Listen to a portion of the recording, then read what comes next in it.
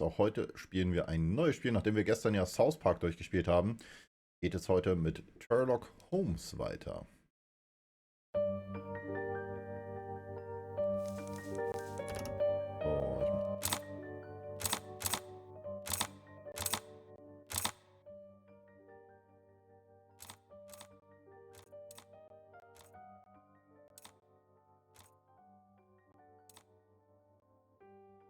So.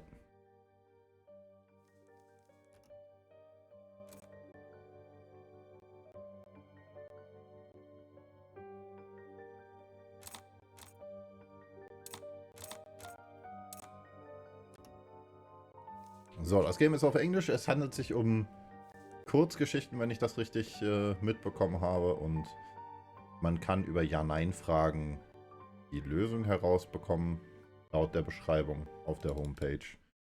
Und ich bin mal gespannt, wie sich das Ganze spielt. Wir gehen nochmal kurz auf die Seite von E-Mailer.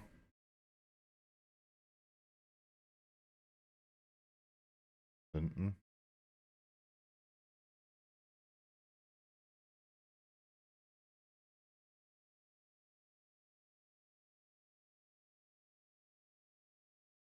Zack. So.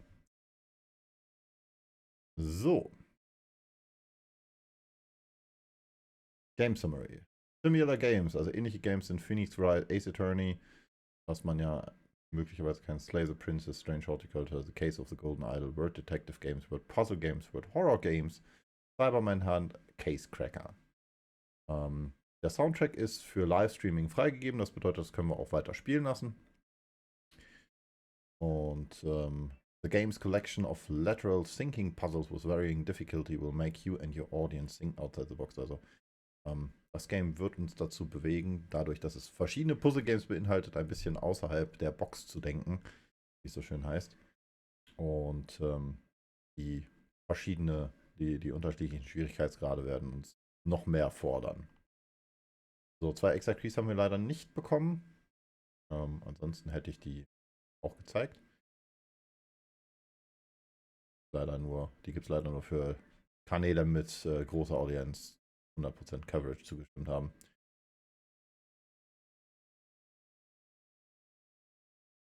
So, about Turlock Holmes. Have you heard of turtle soup? It is kind of lateral thinking puzzles popular in the East. The name of albatross soup is more well known in the West. Es gibt anscheinend im Osten, China und Co. sowas wie Turtle Soup Puzzles. Das ist eine Collection von Puzzles, die erstmal sehr unlogisch oder unwahrscheinlich sich anfühlen. Und der Quizmaster stellt meistens ein überraschendes Ende mit bereit. Der Player muss halt herausfinden, was uns zu dieser Antwort bringt. Das Game selbst enthält 64 verschiedene Puzzle von easy bis hard, die von 15 Autoren hergestellt wurden. Und es gibt einen AI Quizmaster für eine Singleplayer-Experience, die wir spielen werden hier. Und ja, wenn es zu diesem Puzzle-Type kommt, dann soll man außerhalb der Box denken. Also sowas ähnliches wie das hier kann man am besten beziehungsweise sowas ähnliches wie das hier sind zum Beispiel die Black Stories. Die Black Stories sind ja auch immer relativ unterschiedlich, sind immer relativ abwegig, will ich jetzt nicht sagen, aber relativ, ja, Lösungen, wo man so denkt, was ist da passiert? Ne? Erstes Plot zum Beispiel, a girl found herself stuck in an underground mall with a body and some turtle soup lying around. She seemed to be caught in a mysterious loop. Could you help her get out and solve the mysteries? Spoiler is dead on the sidewalk with only his underwear and an umbrella in his hand. What's happened? Das sind so verschiedene Sachen, die wir rausfinden müssen. So, Gameplay. When you play the game alone, you need to think, reason, and even imagine to reveal the answers to them, to the seemingly illogical, impossible puzzlers. Enter keywords. Synonyms are okay. Ask AI if the keyword is relevant. Hit a dead end. Spend coins to get correct keywords immediately. Also, wir müssen Keywords eingeben und können dann die AI fragen, hey, ist das relevant oder ist das wichtig? Und die AI wird uns dann helfen. So, as you find keywords in hints, the story will gradually become more and more clear visually. Is the answer at all how you had pictured? Und get a collectible for every completed puzzle story and they can be worn by our little turtle. Ja, und damit stürzen wir uns rein. Schauen uns das Game mal an. A dangerous game. Unexpectedly, this quickly brought my life to an end. So. With curiosity, I opened the mysterious game called Turlock Holmes. Unexpectedly, it quickly brought my life to an end. Also, wir haben das Spiel Turlock Holmes geöffnet und unerwarteterweise hat es mein Leben auf einmal beendet. So, Case Record Tab. Yes, no irrelevant keyword. Start the investigation. I found that the stories here may seem unusual at first glance, but as long as I can figure out the words covered by the paper slips, I will discover the truth. The process of unlocking the text appears to depend on the strange creature below, which looks like a turtle sitting in a bowl. So, yay. I'm a turtle and my name is Turlock Holmes. Many people say my name sounds familiar. Vielleicht. I try to enter certain keywords below and it will indicate whether the word is present in the story. Unexpectedly, it quickly brought my life to an end. So, wir sind immer noch nicht weiter. I've noticed several types of paper slips covering these texts. Some are colored red, signifying the most crucial words. These are the keys of the story. There are also yellow ones, covering words that serve as important clues in the story. And the words underneath the white slips are relatively ordinary. Also, es gibt verschiedene Papierschnipsel, die verschiedene Farben haben. Die roten sind die wichtigsten Wörter der Story. Das sind die Keywords. Die gelben sind Wörter, die wichtige Hinweise enthalten.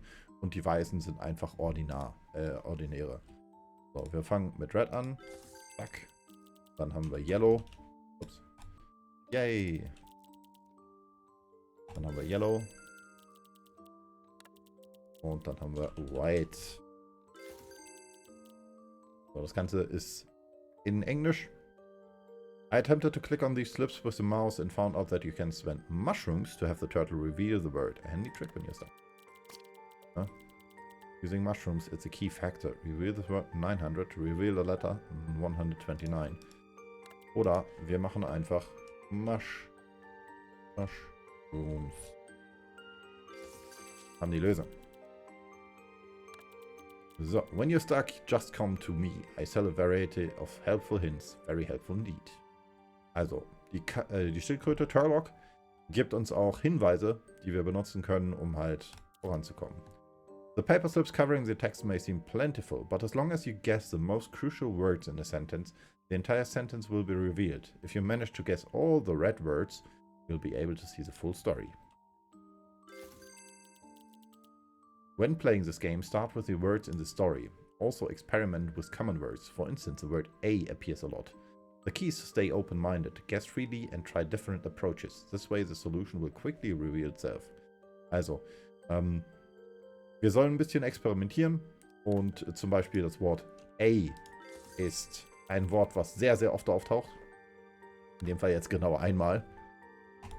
So, guess this word by letters.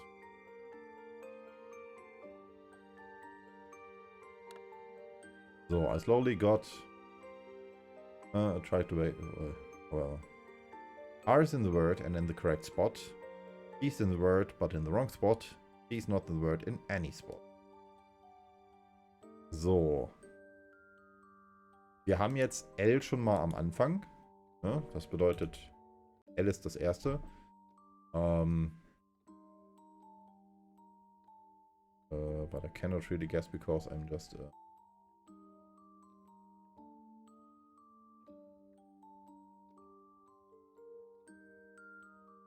Ja, das funktioniert nicht.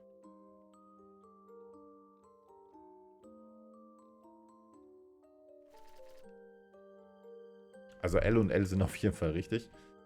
ITT ist nicht drin. Das ist so ein bisschen wie Wordle. Wir machen einfach mal A, B, C, D, E. Wissen wir, E kommt vor, ist nicht an der richtigen Stelle, was abzusehen war. Weil wir haben ja hier schon L, was vorne und hinten steht.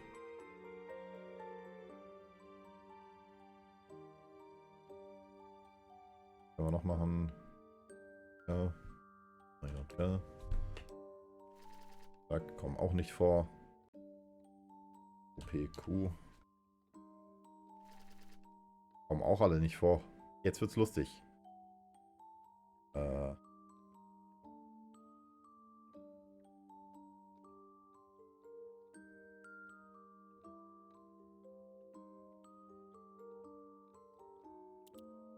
Ja, zurückgehen. Ha. Just, would you like to review this important clue? Guess this word by letters. So. Erste. Mystery.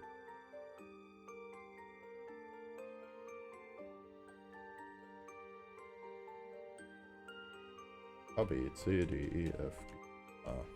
Da können wir mehr raten. Nur A kommt drin vor. Okay. I, J, O, E. So. A, I, L, O.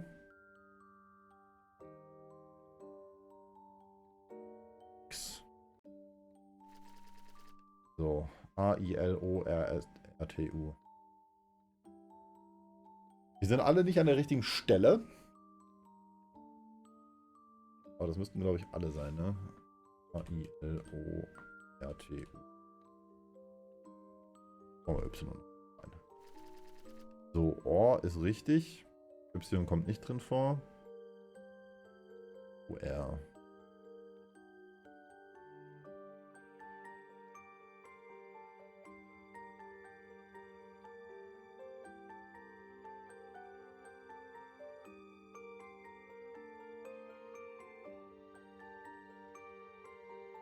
Ja gut, ich hätte auch wissen können, dass A nicht an die erste Stelle kommt, weil da hatten wir A und I ja schon. Ja. Wir bleiben erstmal dabei. So. Quickly brought my life to an end. I guess because I'm just... Okay. Also, wir können natürlich weiter versuchen, jetzt an die Lösung ranzukommen. Habe ich die? Okay, das bleibt dabei. Wir können das mit Mushrooms machen. So, super. Nicht Swords. So, Guess is word by letter. Mit T fängt das an, das wissen wir jetzt schon. Und OR in der Mitte.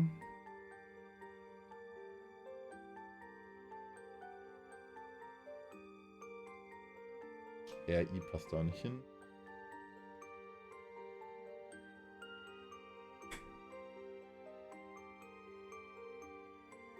Ah, Tutorial ist die Antwort.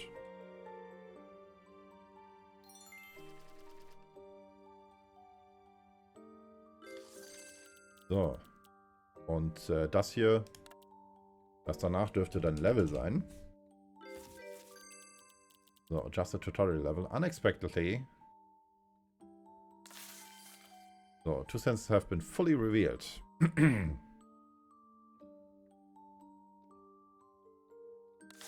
Yay. Wir haben es geschafft. But I cannot freely guess because I'm just a tutorial level. Unexpectedly you learn so fast it's quickly brought my life to an end. It won't appear anymore, allowing the real levels to unfold. The Turlock Holmes game has officially begun. So, damit gehen wir zur Story Collection. My story. You already know my ending. The deadly umbrella. The boy's body was found on the street with nothing but underwear. Also, hier geht es darum, dass das Level heißt der tödliche Regenschirm. Und der Körper eines Jungen wurde auf der Straße gefunden mit nichts an als seiner Unterwäsche. Das ist also das Ende der Story. Wir wissen also schon das Ende, müssen jetzt aber rausfinden, was passiert ist.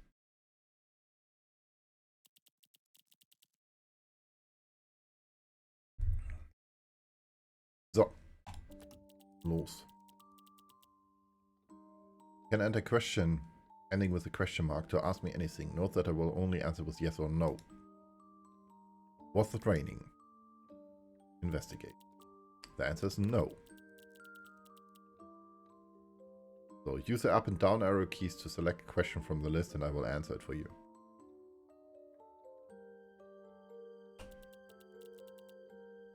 So.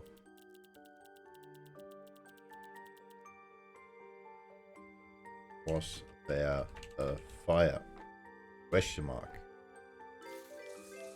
Yes. BA. Great. Fire is a core word. It appeared one time. Was there a fire? The answer is yes. Any thoughts? A situation. This is starting situation. Okay. So. Ich kenne die Lösung schon. Wir werden jetzt aber trotzdem mal versuchen, wir gehen jetzt einfach mal hier mit The. Ganz viele The. Und Umbrella.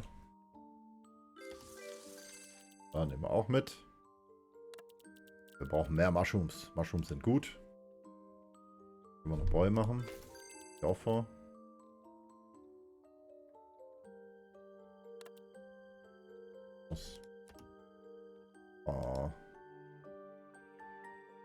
Boy. Safety.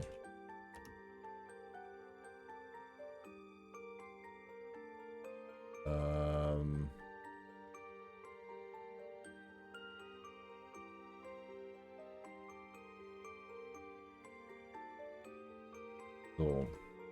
A boy, of the. Was man mit off?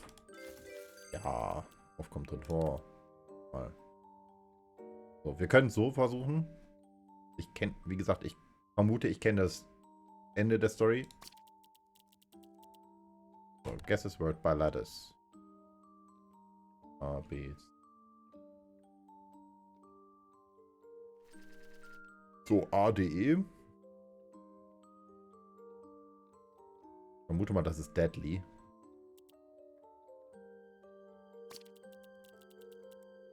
Guess this word by letter. Okay, das passt nicht. C, D, F, G.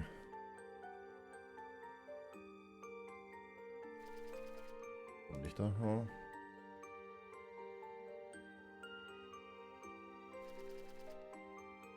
PRT.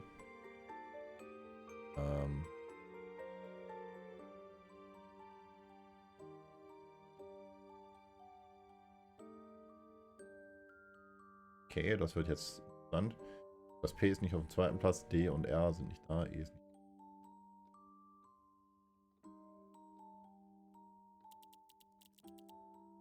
End. Boah, bestimmt drinne.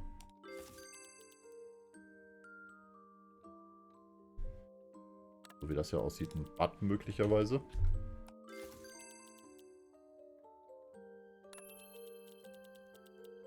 Bonus has been triggered because of your attempts. Unrelevant details have surfaced in the picture. Oh. Ein Then? Möglicherweise. Vielleicht ein Then. Auch nicht. Okay. This. This is not the story. Okay.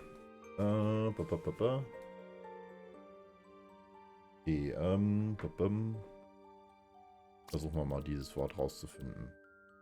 Guess this word by letters.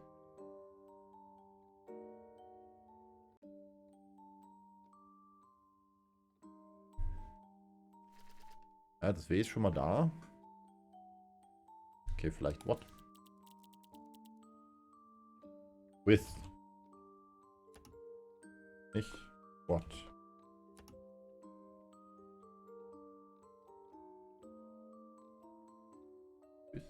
Jetzt hatten wir schon.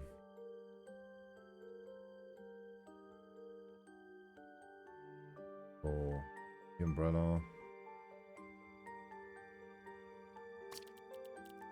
Auch nur zwei Wörter, das sind nur zwei Buchstaben. Off in. Nein. Off ist es auch nicht, weil off haben wir schon eingegeben.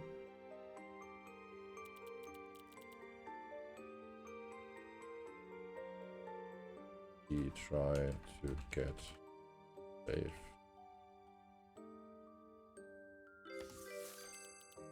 Yo, himself. The answer is yes. Thoughts. The boy tried to flee from the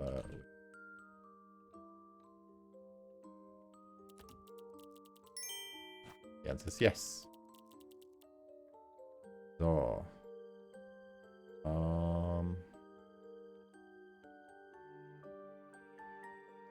Wer?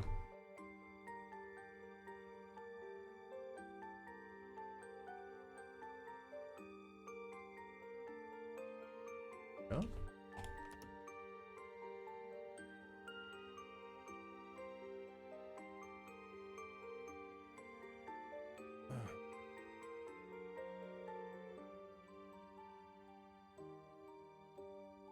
Katze.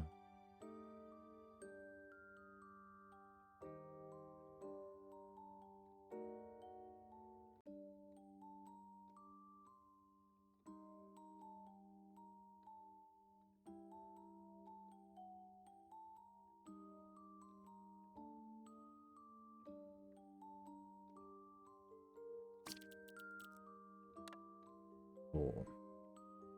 Wort hat 5 Buch.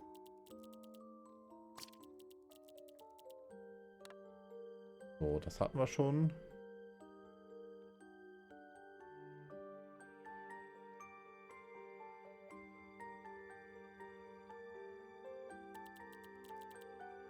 Ich würde gerne hier einen Buchstaben revealen. Okay. Ja, das Wort ist trapped.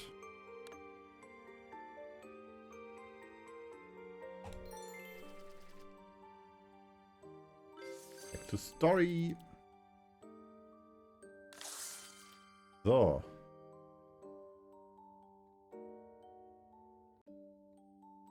Hey. Any source?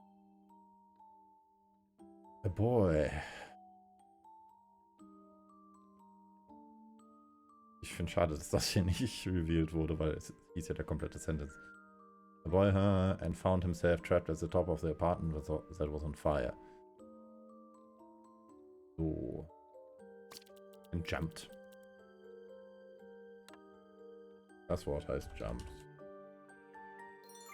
Damit ist die Story zu Ende.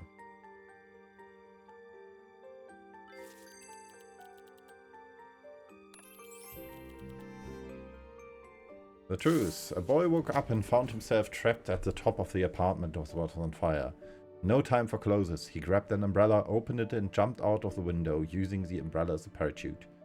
The next day, the boy's body was found on the street with nothing but underwear on him and an umbrella in his hand. Damit ist die Lösung. Also ein Junge ist aufgewacht und hat herausgefunden, dass er in seinem Apartment ganz oben gefangen war wegen eines Feuers. Hatte keine Zeit, sich irgendwie Sachen anzuziehen und hat sich dann seinen Schirm geschnappt und ist aus dem Fenster gesprungen, um den Schirm als Fallschirm zu benutzen. Das hat allerdings nicht geklappt und am nächsten Tag wurde der Junge dann auf der Straße gefunden, ohne irgendwas an, außer seiner Unterwäsche und einem Schirm in seiner Hand. So.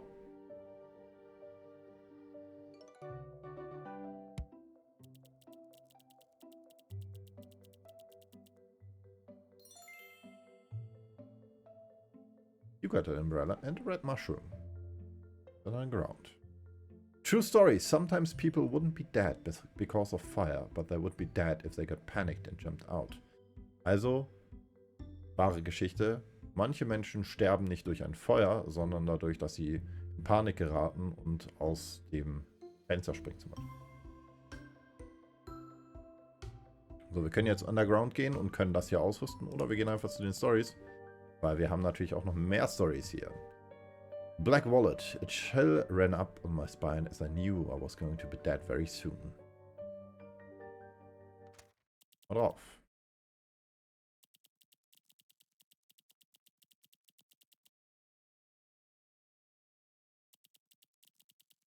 So. It was a hot summer day. My dog wanted to go out, so I took her for a walk. While sitting on a park bench, I slowly got right up and left. Es war ein heißer Sommertag und mein Hund wollte nach draußen, also gingen wir auf Spaziergang. Während ich auf einer Parkbank sitzte, bin ich, I slowly got right up and left, bin ich aufgestanden und dann gegangen. Habe dabei ein schwarzes Portemonnaie auf dem Grund gefunden. Und dann erwischte mich ein Schütteln oder Schüttelfrost. Ich wusste, dass ich bald sterben würde. So.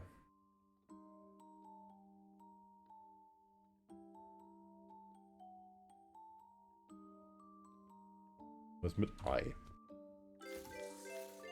I, me, left, I, me. Okay.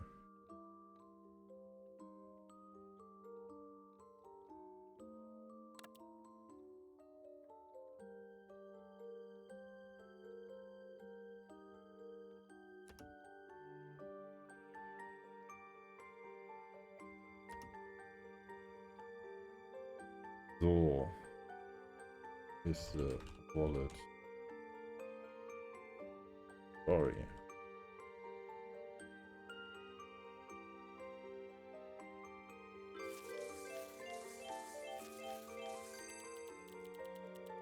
Be the of. Aha, wallet appeared one time. Is the owner of the wallet important? The answer is no.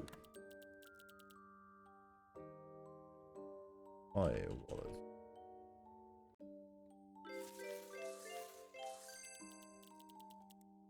So, the answer is no.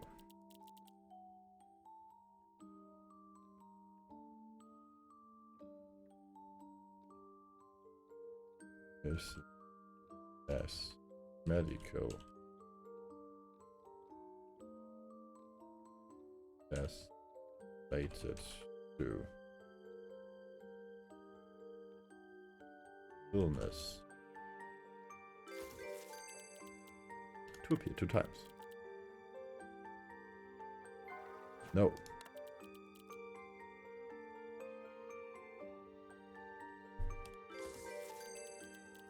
So, dog is an important word. So.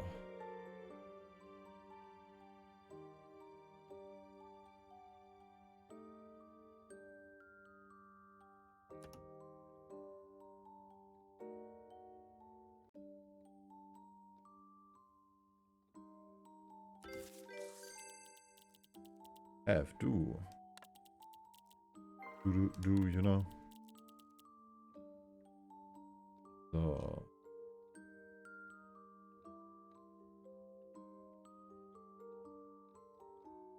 Singer Park. Okay, for walk.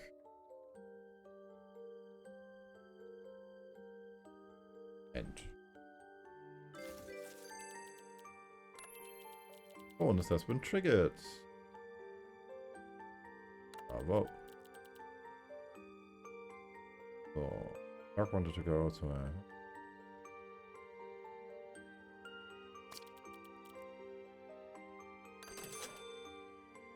Put on my shoes. Jacket oder irgendwas. Put on.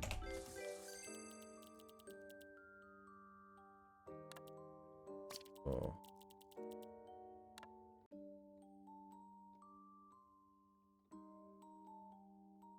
Jacket ist kurz. Shoes ist kurz. Shoes ist zu lang.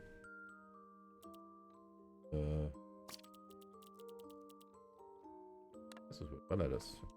PDF.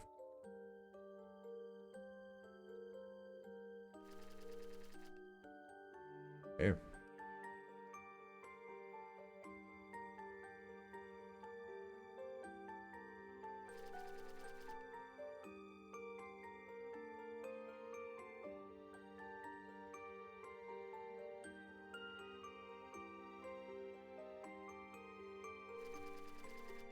Okay, es ist auf der richtigen Stelle.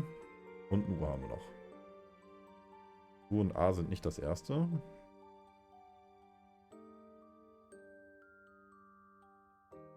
E und E gehören hier nicht hin.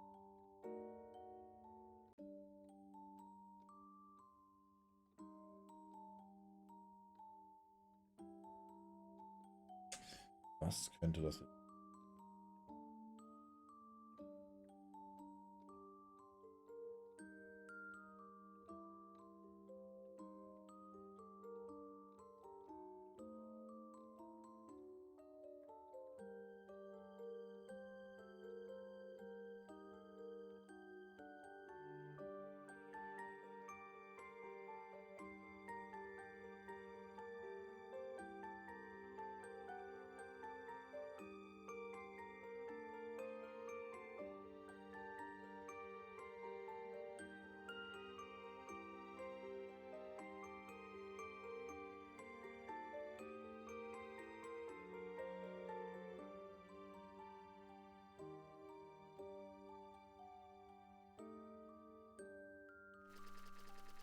Okay, das U ist richtig.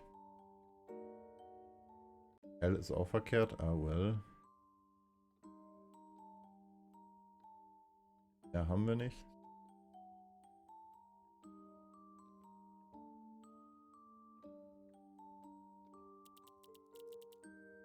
Okay, reveal ein Letter bitte. Okay.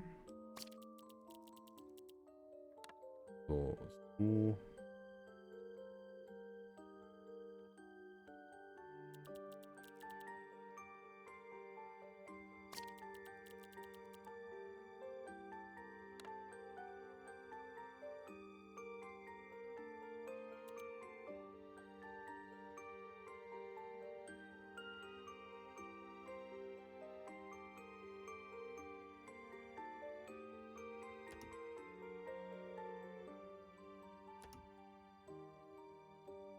Okay. Mhm.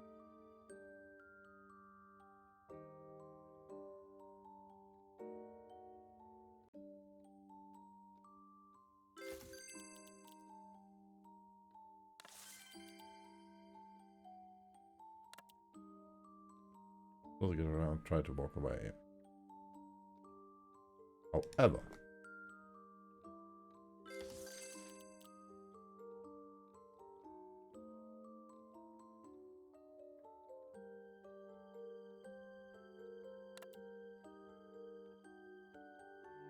Bin ich gonna park bei Arschung gehabt? Nein, haben wir nicht gehabt.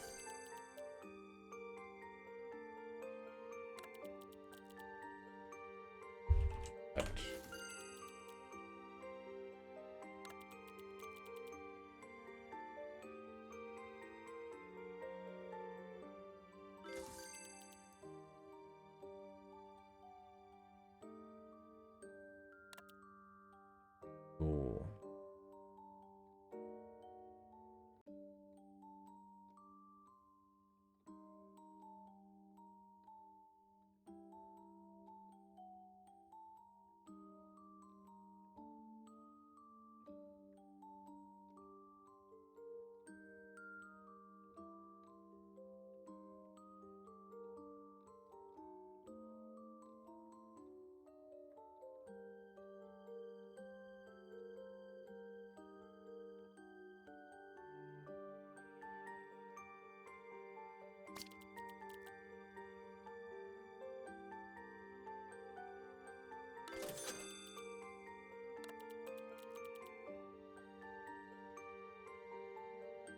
Oh.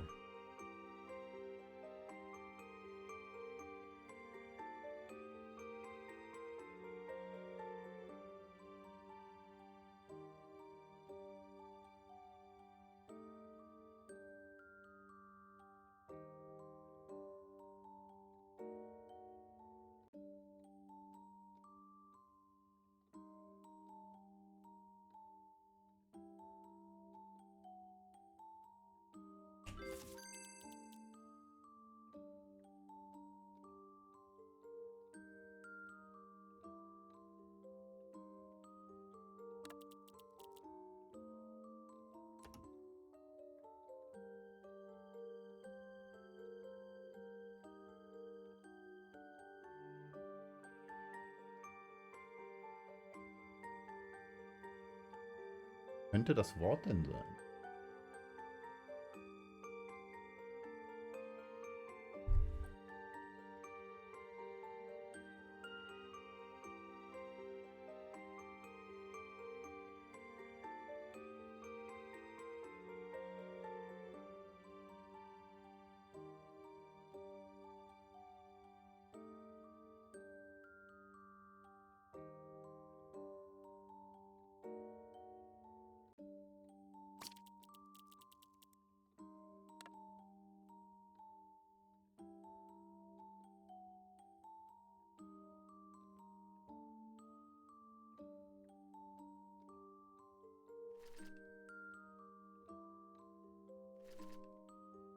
Okay.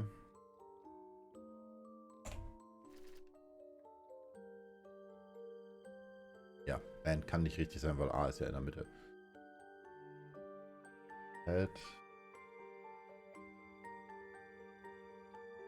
Head.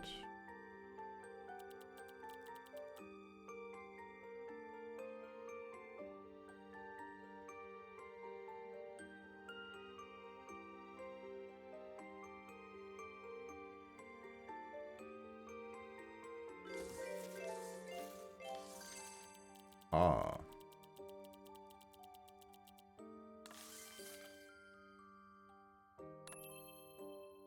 So. I saw, slowly got right up and tried to walk away. However, they saw me as well.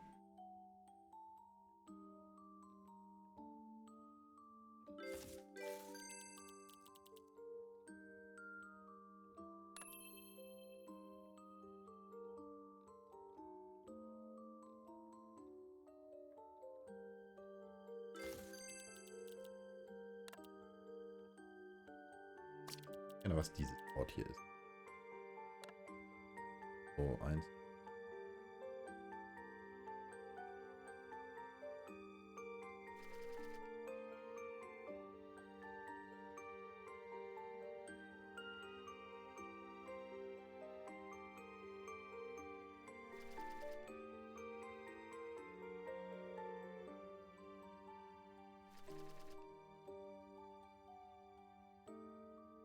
Murder!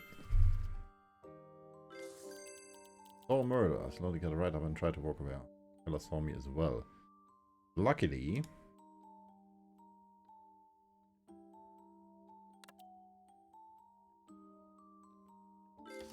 my dog looked like a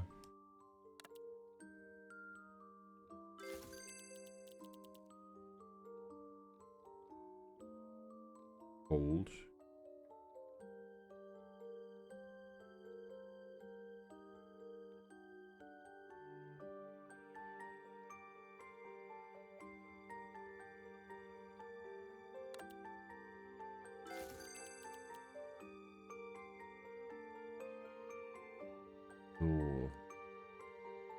so and came into my sight as I was walking along. I looked down and thought all of a second.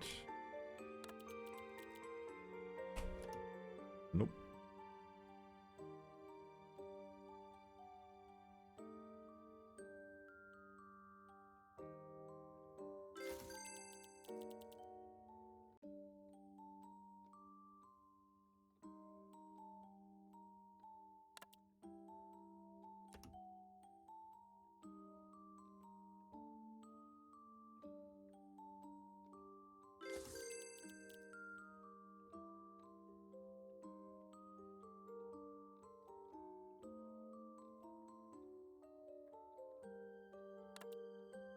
Out maybe?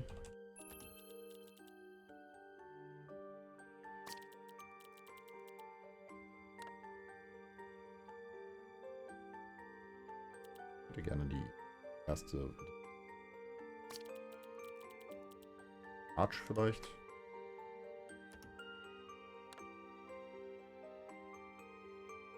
Das Buch.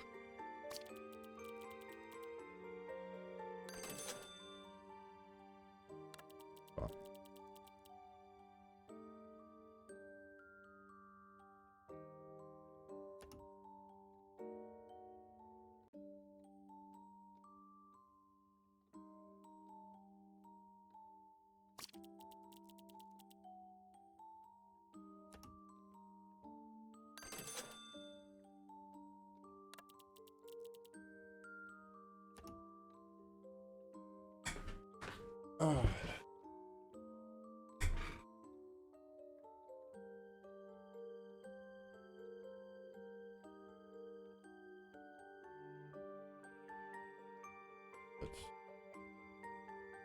Killer.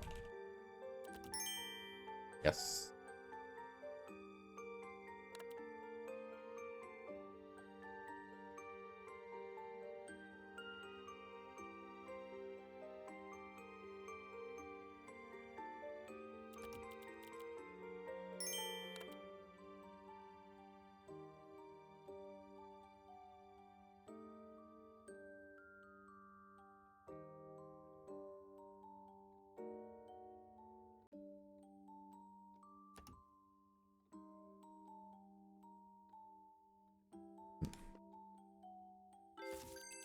Ah.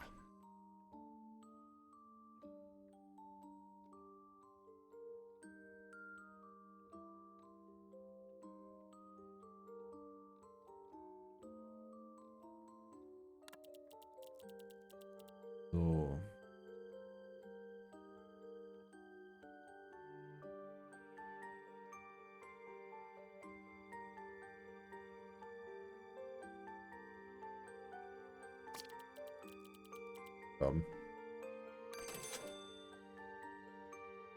Sag mal, wenn das jetzt nicht Guard ist, dann weiß ich auch nicht.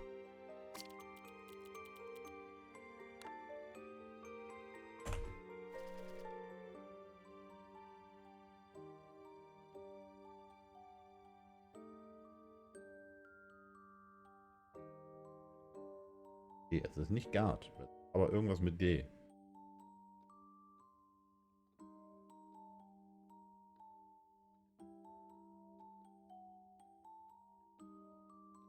Das ist die Frage, auf welcher Position liegt das D. Wahrscheinlich, also es muss ja eine von denen.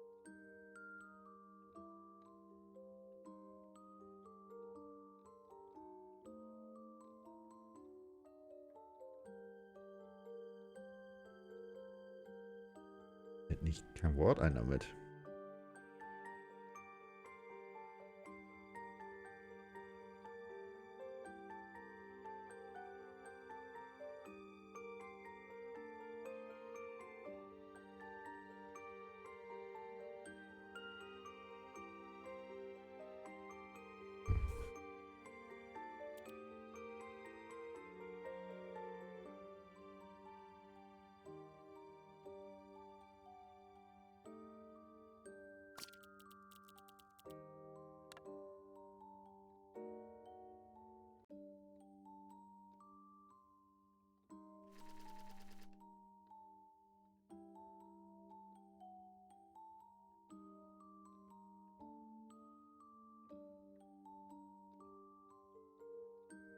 Okay, das ärgert nicht.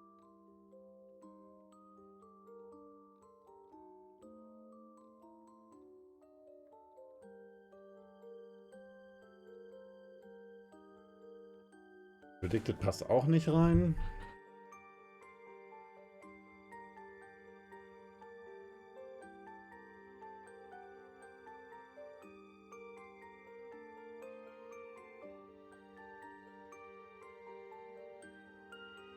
Englische Wörter sind so hart, Mann.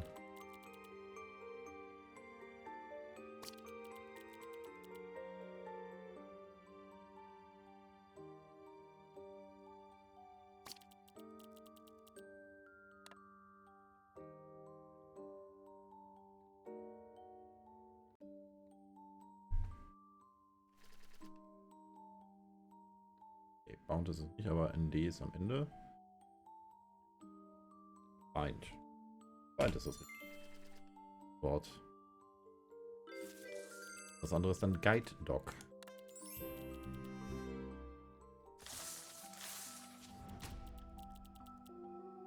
It was a hot summer day. My dog wanted to go out, so I put on my sunglasses and took her for a walk. While sitting on a park bench, I saw a murder.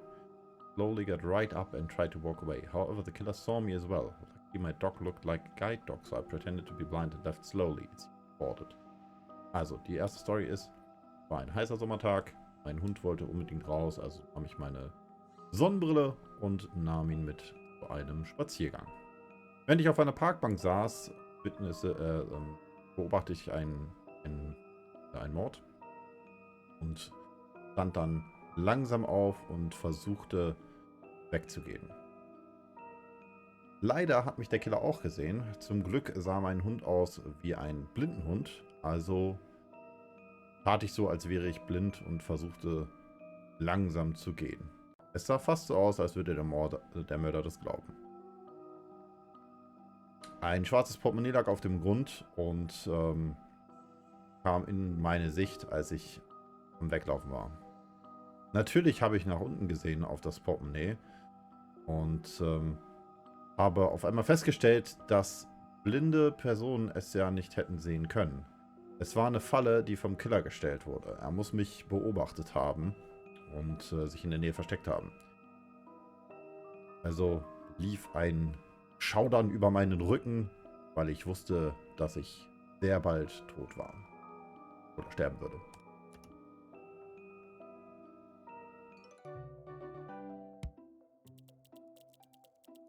All the red words were revealed on your own marvelous mind. Look what I found in the park, a pair of sunglasses. Someone was dragged away and left his. Sweet, huh? Ja, die Schildkröte hat jetzt Sonnenbrille.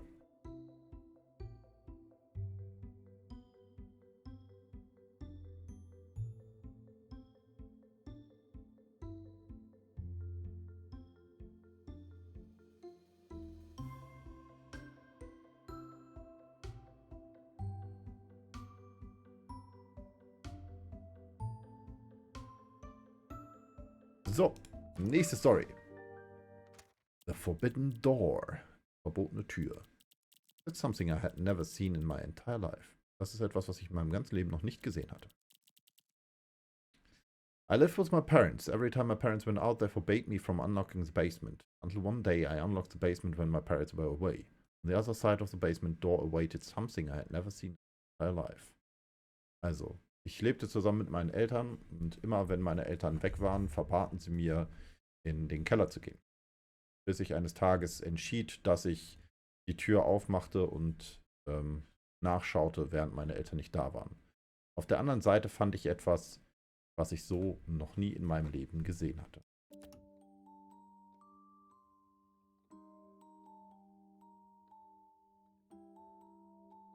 Also, basement door. Me.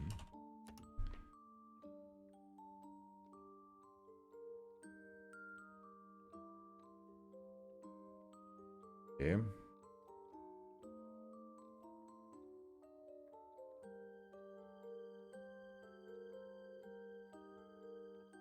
The parents' murders.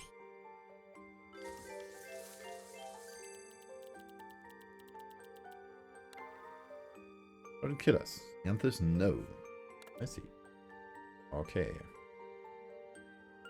Okay.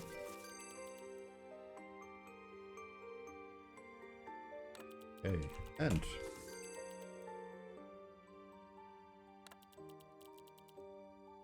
dann kommt er bestimmt auch noch home. Oh, sorry, okay. I'm a... Aha. Okay. Person. Jetzt ist no. Okay.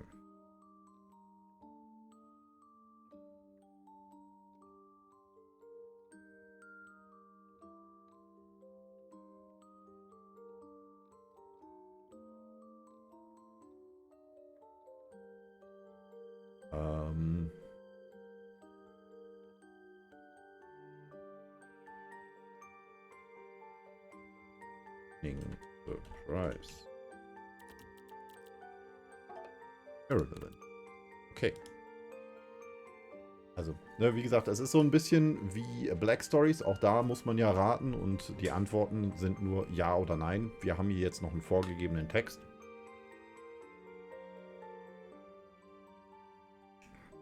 Was für uns theoretisch ein bisschen leichter macht.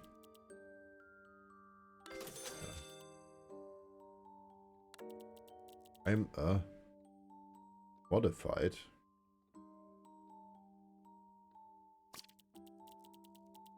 Okay.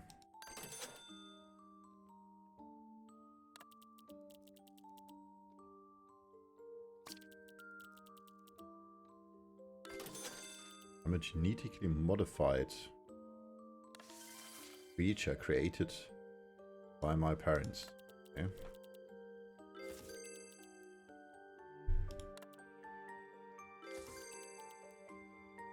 I'm a genetically modified creature created by my parents in a lab. Okay. In a lab.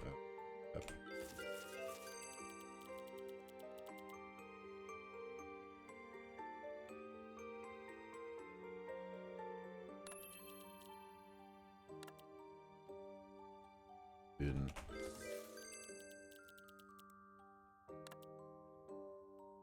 living the base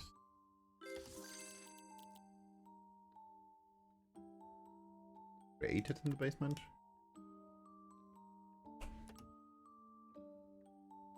Lived with my parents.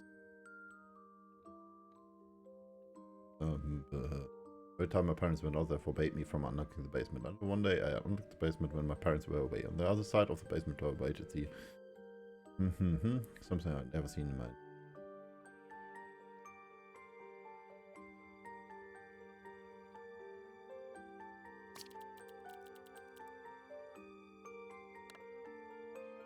Okay.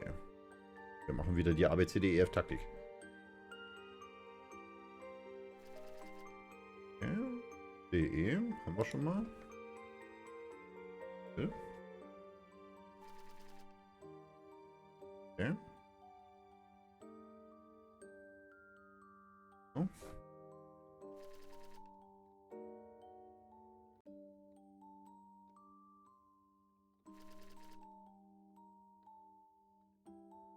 Okay. Dann ist das bestimmt locked.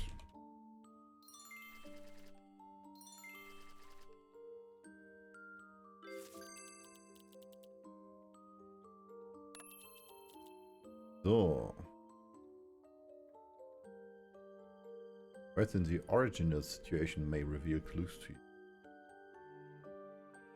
I am a genetically modified creature created by my parents in the lab. I have been locked in the basement and lived with my parents. Every time my parents went out, they forbade me from unlocking the basement. Until one day, I unlocked the basement when my parents were away. The other side of the basement door awaited the something I'd never seen. I lived with my parents. Every time my parents went out, they forbade the basement. My parents were away. On the other side of the basement door. Ja. Okay, also,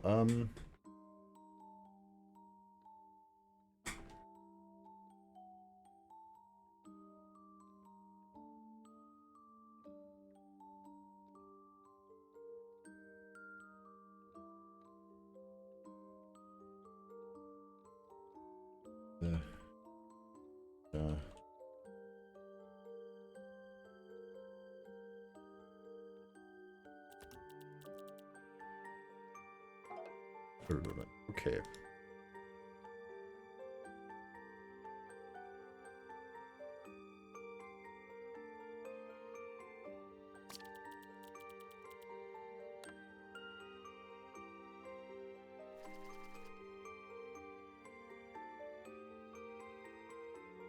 Okay, I kommt drin vor.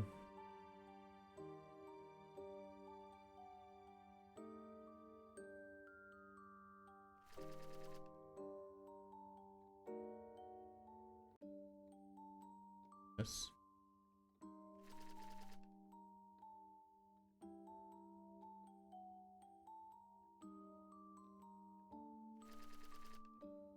Okay, outside. Echt.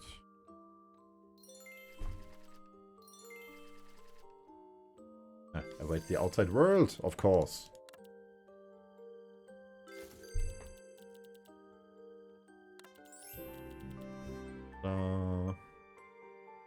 Truth. I am a genetically modified creature created by my parents in the lab. I have been locked in the basement and lived with my parents since birth.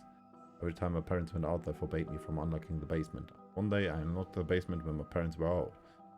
On the other side of the basement door awaited the outside world. Something I have never seen in my entire life. Also. Im Fall war es so, dass eine Kreatur genetisch modifiziert erschaffen wurde von ihren Eltern in einem Labor. Also Eltern in Anführungsstrichen. Und seit ihrer Geburt im Keller eingesperrt war. Jedes Mal, wenn ihre Eltern weg waren, haben sie ihr verboten, aus dem Keller rauszugehen. Und bis sie das eines Tages gemacht hat und auf der anderen Seite die Außenwelt gefunden hat, was sie zuvor noch nie gesehen hatte.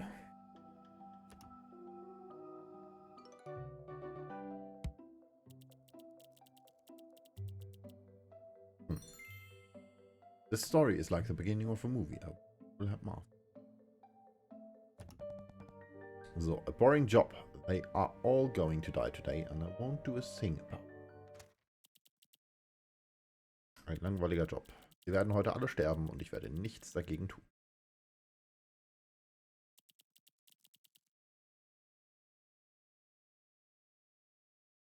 This boring job have offered me nothing but sickness and frigid gazes from the crowd, but after today they won't be gazing anymore. As always, crowds continuously passed by me, along with their endless indifference, showing impatience to someone like me. Me, it doesn't matter now. They are all going to die today. I didn't do a thing about it. Okay, versuchen wir es. I.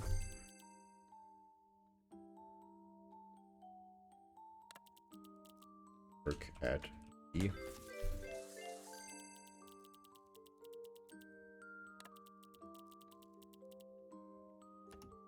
What's the story? Okay. Airport? I work at the airport.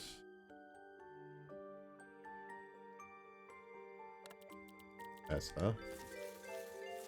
Aha.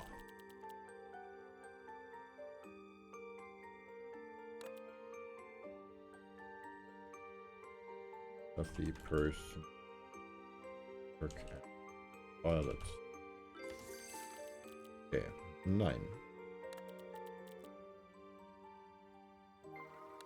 Okay.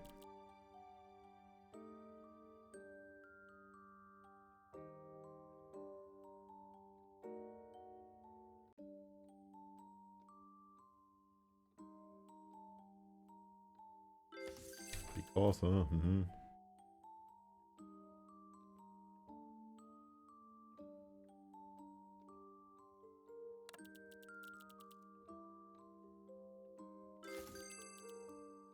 Slip kommt nicht drin vor.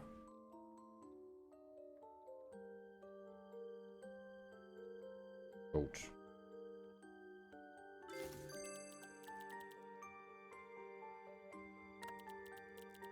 From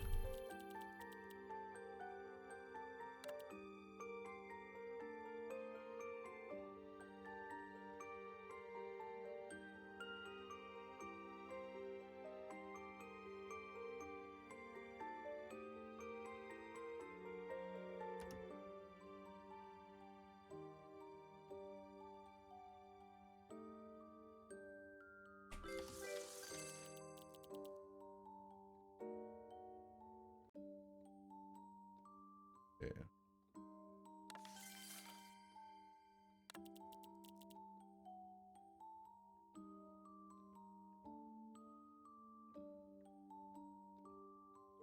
Work at the airport as a secret soft.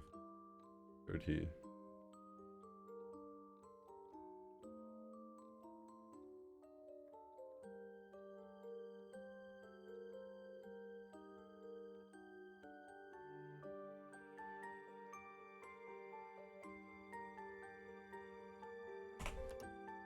That's not a story.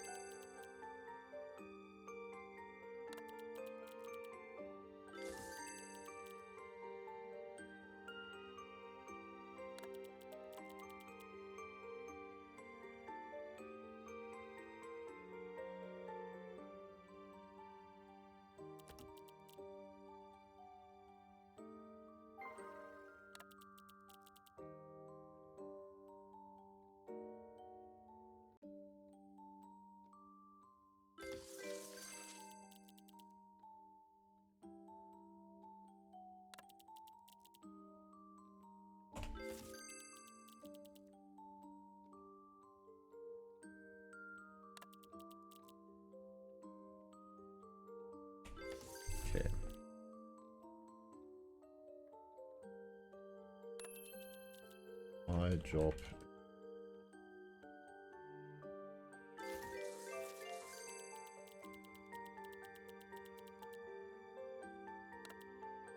So, I work as a security. My job is to check people's luggage to the security monitor.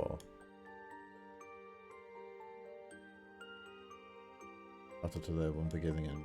Always crowds continue to palm as indifferent, showing me impatience to someone like me. Doesn't matter now. They are all going to die today. We'll see. Full of bombs.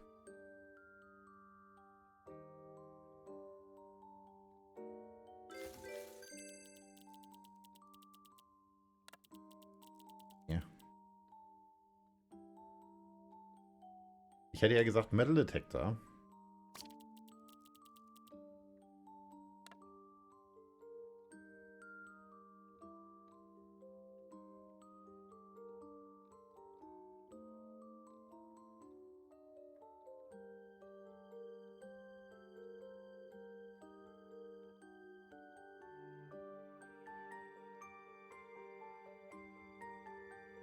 Fällt kein Wort ein.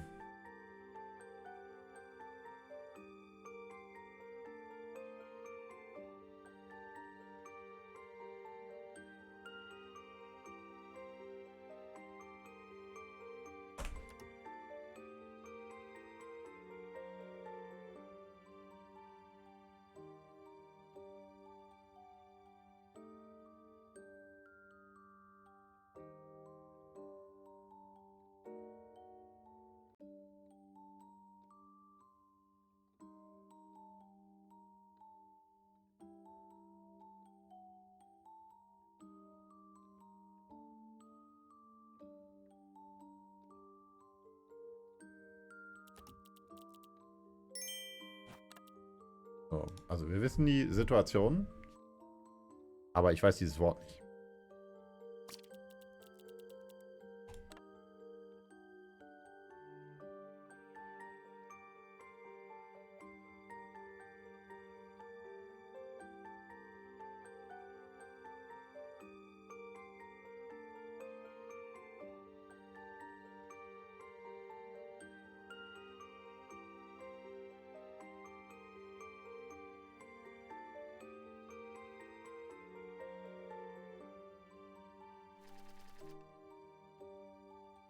Machine.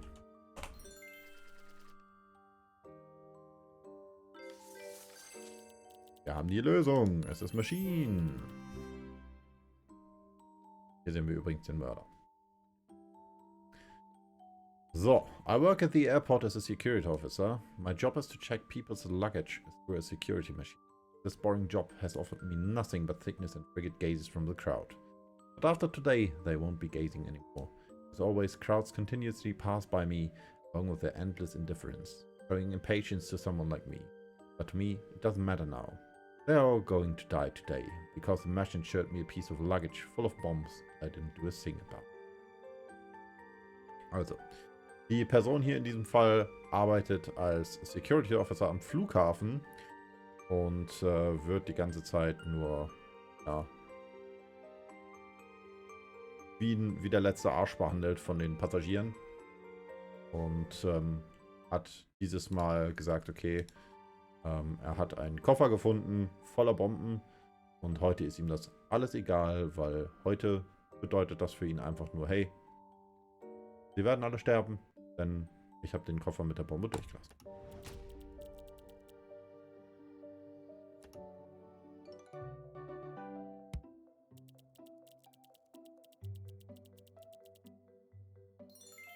So, in fact, the luggage check is handled by multiples at airport security, so such incidents are unlikely to happen. Also, als Hinweis, der Security-Check an dem Flughafen wird ja von mehreren Leuten durchgeführt, also ist das ein sehr, sehr unwahrscheinliches Ding, was passieren würde. Ich bin gleich wieder da, ich gehe mal kurz auf Klo und dann geht's weiter mit der nächsten Story.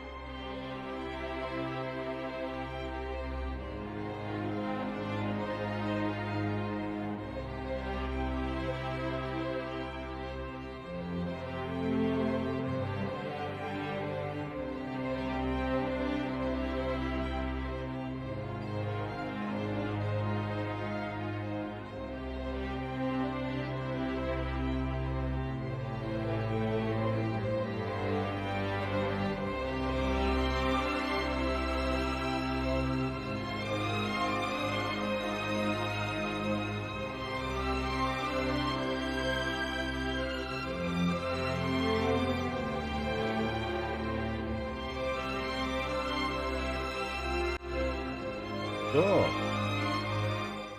Weiter geht's mit dem nächsten Krimi. Depressing dinner. I hope his enemies can be aggressive in public like him. Passierendes Abendessen. Ich hoffe, seine Gegner, seine Feinde können genauso aggressiv und publik sein wie er. As I enjoyed the fancy dinner, I found the newspaper was all about the president's campaign speech. The speech was way too high profile and he had made too many enemies. I don't think I can eat anything. I hope his enemies can also be high profile. But right now, all I could do is eat the dinner. Während ich ein wirklich vorzügliches Abendessen genoss, fand ich in einer Zeitung alles über die nächste Amtsansprache des Präsidenten oder Kampagnenansprache des Präsidenten. Und seine Ansprache war einfach viel zu high profile und er hat sich sehr viele Gegner damit gemacht. Ich denke, ich kann jetzt nichts mehr essen. Ich hoffe, seine Gegner können genauso high profile sein. Aber jetzt werde ich... Das Einzige, was ich jetzt noch tun kann, ist mein Essen zu essen.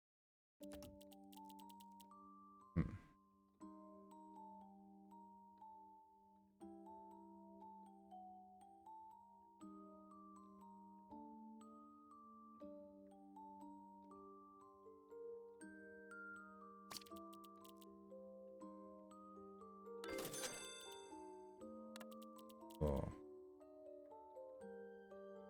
And A, B, his time.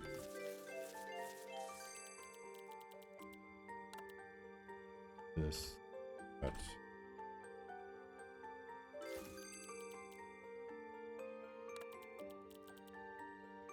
So.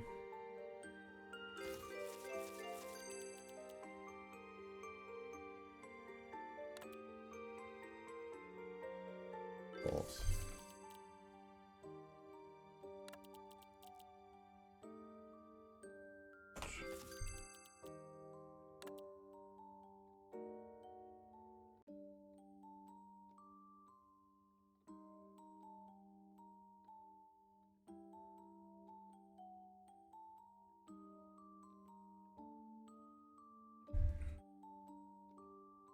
My job is to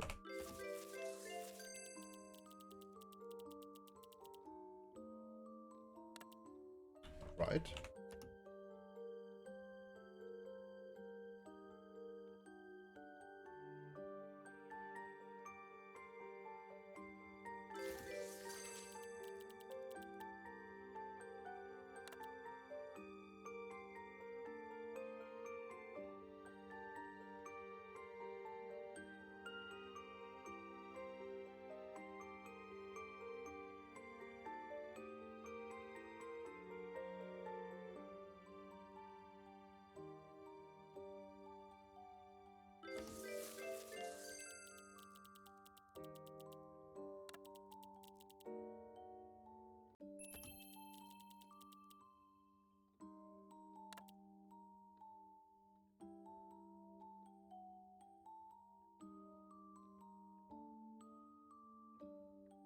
Job ist so, ich würde sagen, perfekt.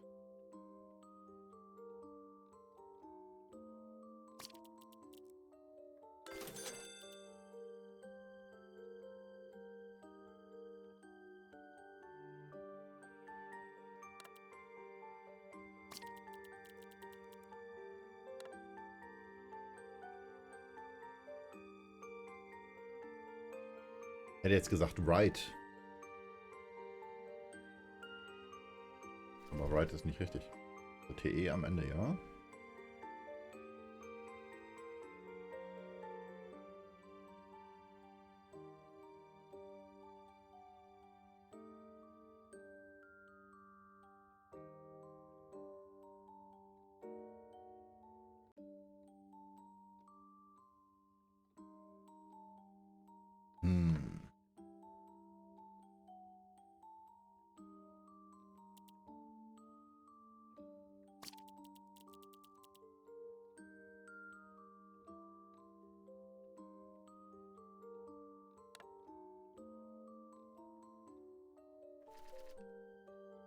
Verkehr.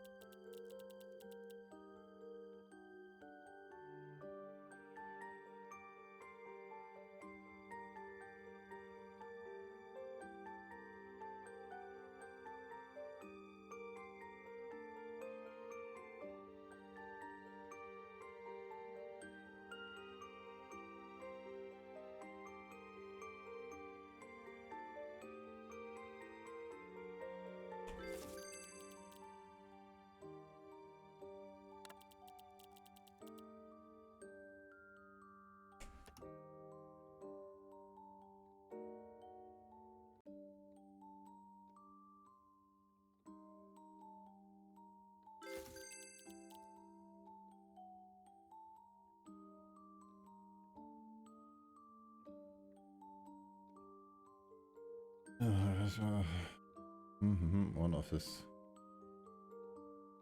Need it?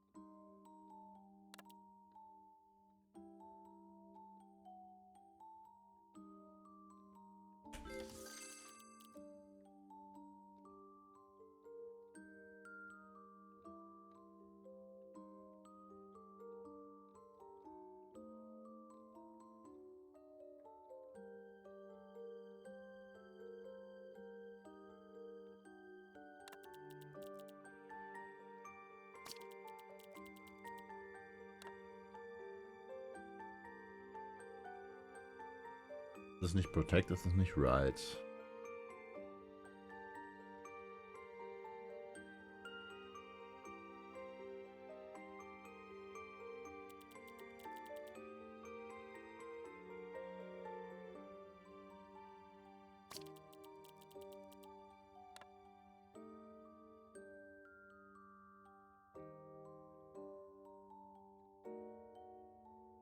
Nicht Collect.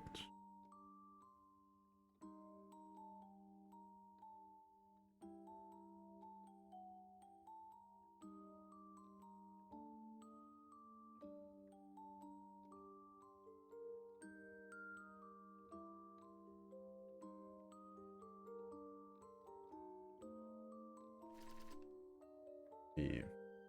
Hier ist sogar an der richtigen Stelle.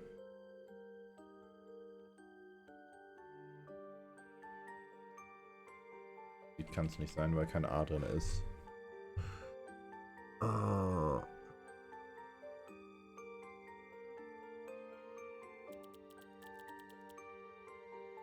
Wir wissen, dass das hier mit dem D aufhört.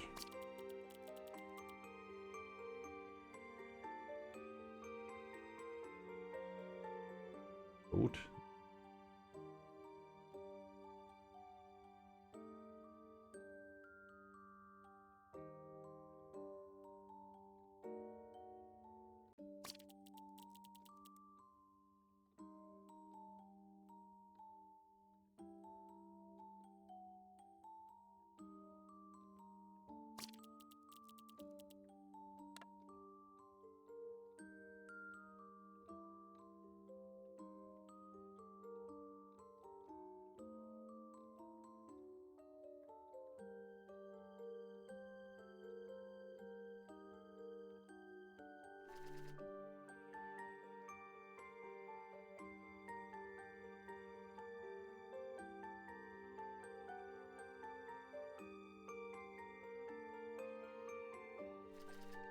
Okay, O ist mit drinne. Dann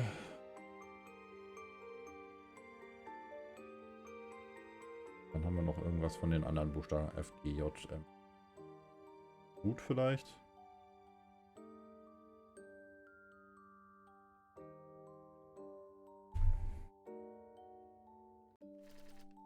Oh, tatsächlich.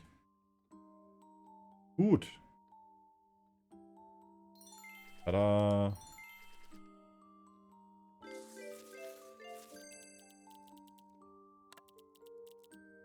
My job is to taste food for the president.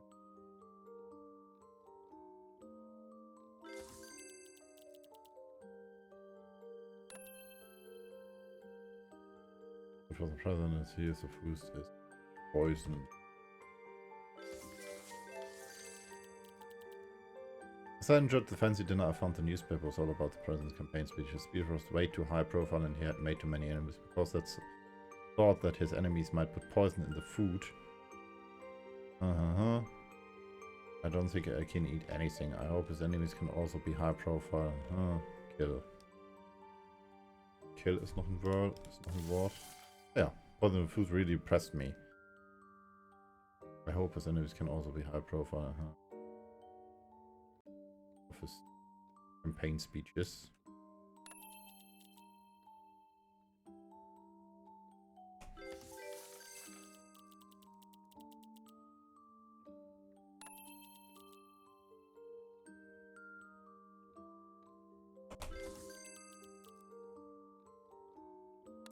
So, what is him? Okay, please. Obviously, it can also be high profile. Maybe.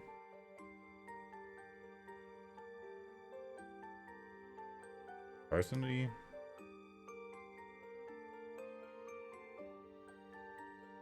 letzte Wort ist auf jeden Fall Kill. Damit fehlt uns nur noch das eine hier. Public Key. Okay. Mein Job ist Food-Tester für den Präsidenten, um zu sehen, ob das Essen vergiftet ist. Während ich ein sehr leckeres Essen genoss, fand ich in der Zeitung die die letzte Rede des Präsidenten für seine Kampagne. Und seine Rede war viel zu high profile und hatte sich zu viele Gegner gemacht. Und weil ich dachte, beziehungsweise weil ich vermutete, dass seine Gegner ihn vielleicht vergiften könnten, hat mich das wirklich depressiv gemacht. Weil ich denke, dass ich jetzt nichts mehr essen kann, ohne vielleicht selber vergiftet zu werden. Ich hoffe, seine Gegner werden ihn ebenfalls High Profile sein und ihn publik töten, während irgendeiner seiner Kampagnenansprachen oder beziehungsweise anstatt ihn zu vergiften. Aber im Moment ist alles, woran ich denken kann, dass ich, beziehungsweise im Moment ist alles, was ich machen kann, zu essen.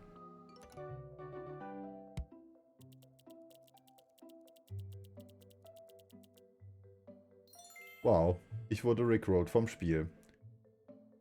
If I were the president, my speech wouldn't make any enemies. It goes, never gonna give you up, never gonna let you down, da da da, and hurt you.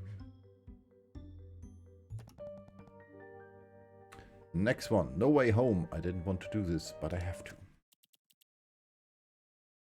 Kein Weg nach Hause. Ich wollte es nicht tun, aber ich musste.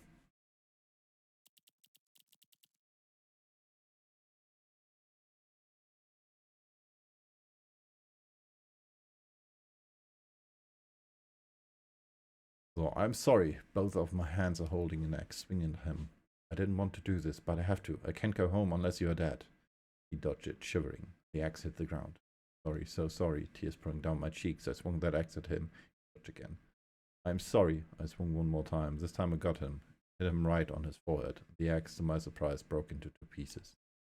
I could see through his eyes that he was caught in shock. Desperation was all over him. I guess there would be no way home. In dem Fall ist es so, dass die Person jemand mit einer Axt angreift und immer wiederholt, dass es ihr so leid tut, aber sie nicht nach Hause kann, ohne dass sie, was auch immer ihr gegenübersteht, tötet. Und am Ende zerbricht die Axt und man konnte in den anderen Augen die den Schock sehen. Aber die Person selber war wirklich desperate, also wirklich verzweifelt. Dachte sich, okay, jetzt gibt es keinen Weg mehr nach Hause.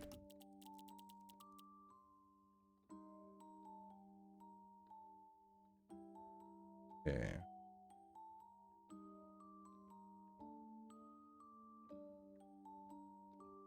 Natürlich die Frage, ob es sich vielleicht über einen Gladiatorenkampf handelt.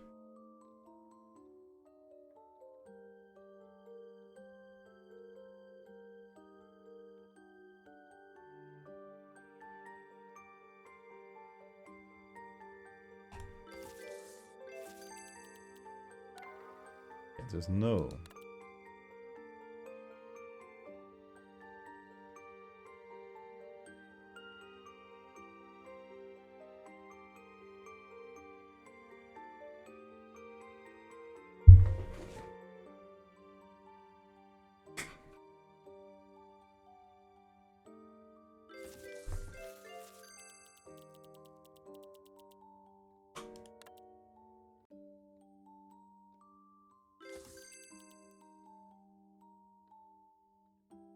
So.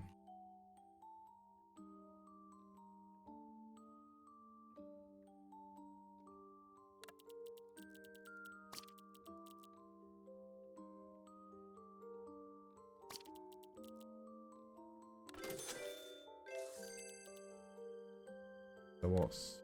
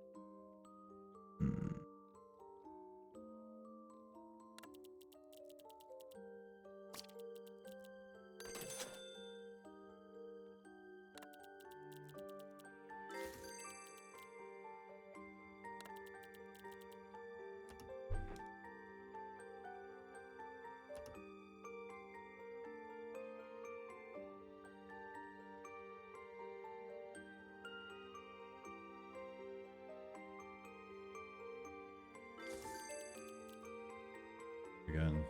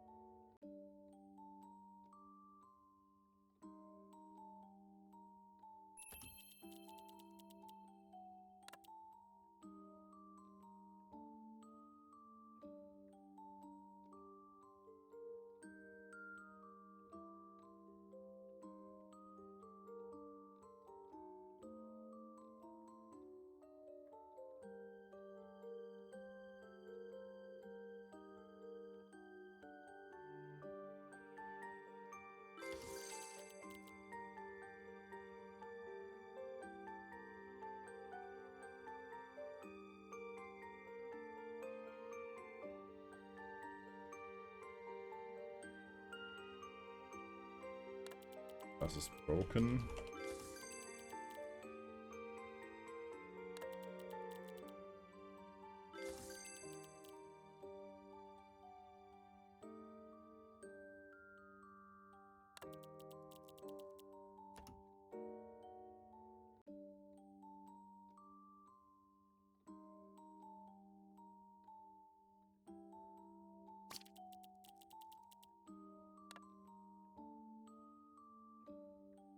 Raid kann es nicht sein. Handle kann es nicht sein. X kann es nicht sein, weil es hat 4 Buchstaben. Weapon kann es nicht sein. Auch vielleicht. Hier ist ein O drin. Or? Auch nicht so.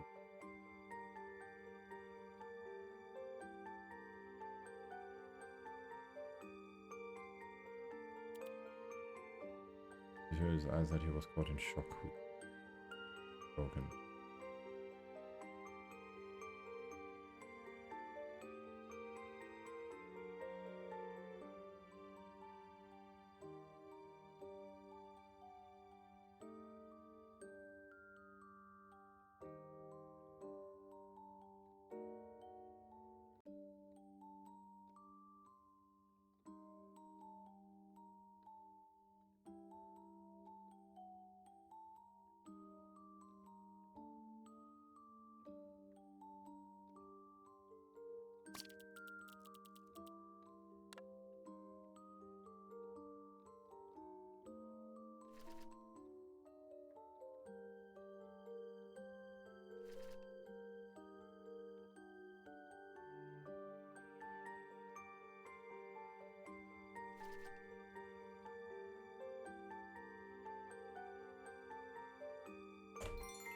Aha.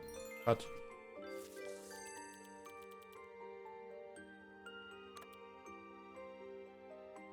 Ui.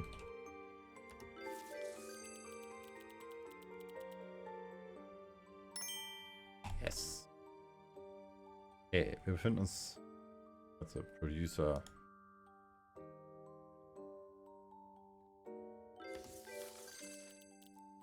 Okay.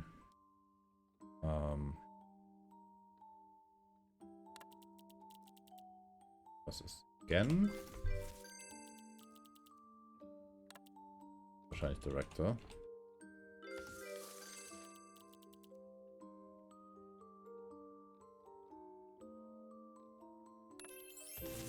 Da. So. I'm so sorry, both of my hands are holding an axe, swinging at him. I didn't want to do this, but I have to. I can't go home unless you are dead. Such a shivering. It's a gun. Cut! The director ordered. Where were your tears? Go again. Sorry, so sorry. Tears on my cheeks. I swung that axe at him. He dodged again. Cut! The director ordered. Lines were wrong. Again. I'm sorry, I swung. This time I got him. It hit him right on his forehead. The axe, to my surprise, broke into 2 pieces. Cut through his eyes that he was caught in shock. I could not believe the prop was broken. Now God knows when we could finish this scene. Desperation was all almost. I guess there would be no way home now. Ja, in dem Fall war es einfach so, dass wir uns am Filmset befunden und die Person mit einer Axt zuschlug und die Axt dann zerbrochen ist, weil es sich nur um eine Movie-Prop handelte.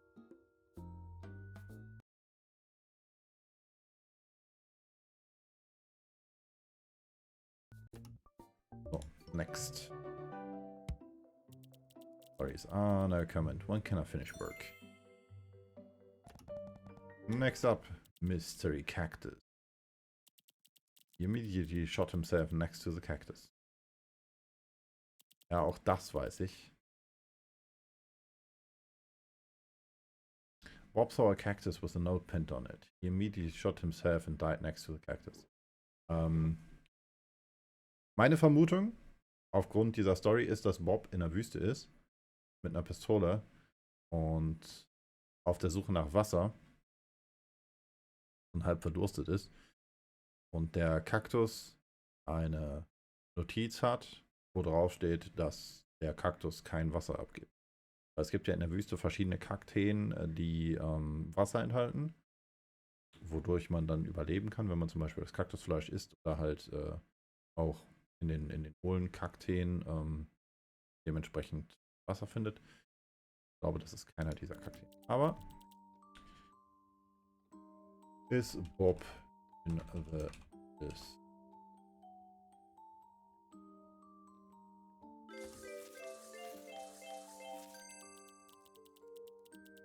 Yes, it is. Yeah. Thirsty. The answer is okay.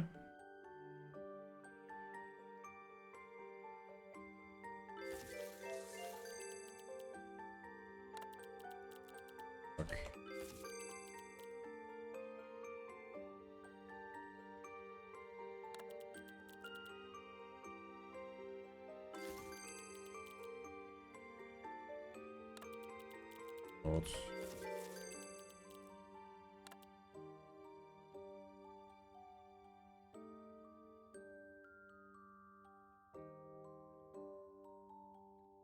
In der Desert. Was?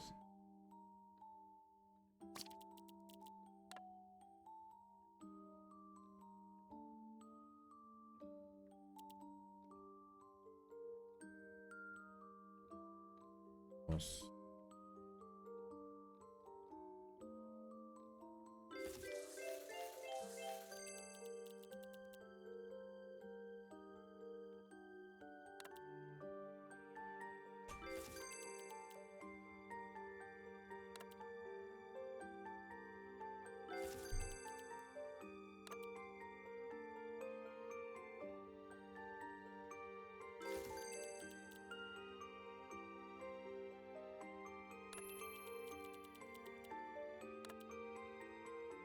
This.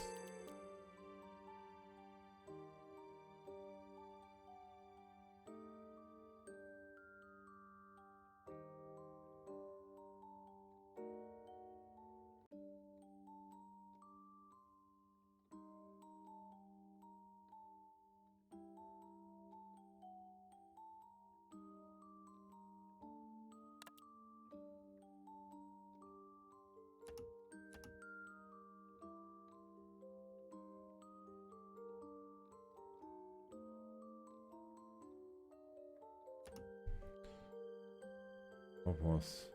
Back in the desert.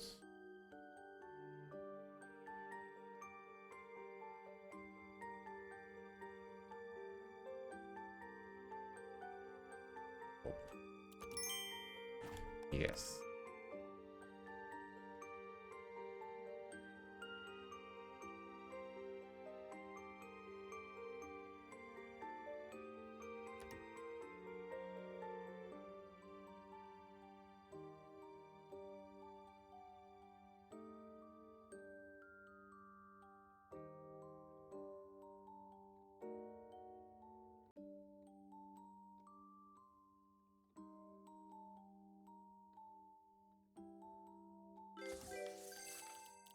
So, our cactus was a note pinned on it. It was the same note.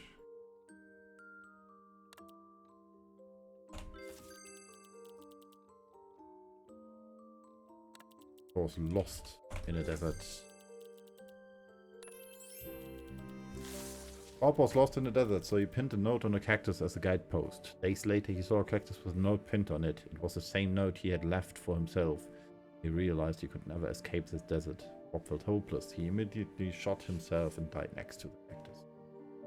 Ja, in dem Fall war es so, dass Bob eine Notiz an einen Kaktus geheftet hat, weil er sich verlaufen hatte in der Wüste. Und nach ein paar Tagen wieder zu genau dieser Notiz zurückgekommen ist und festgestellt hat, dass er der Wüste nicht entkommen kann. Also war er komplett hoffnungslos und hat sich den Kaktus selbst erschossen.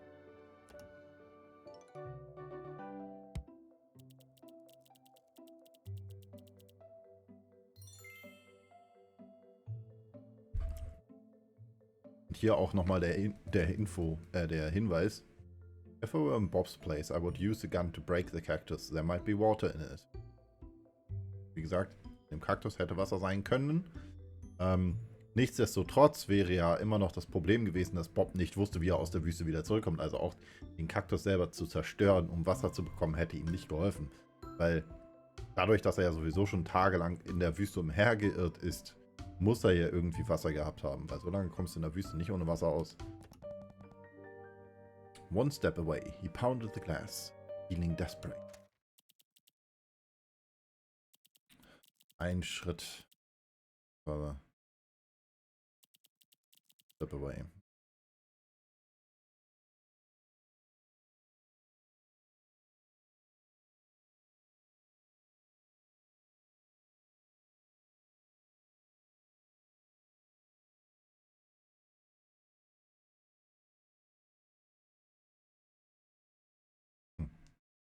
It was a Saturday. No one came in on weekends, but I have to work on weekends.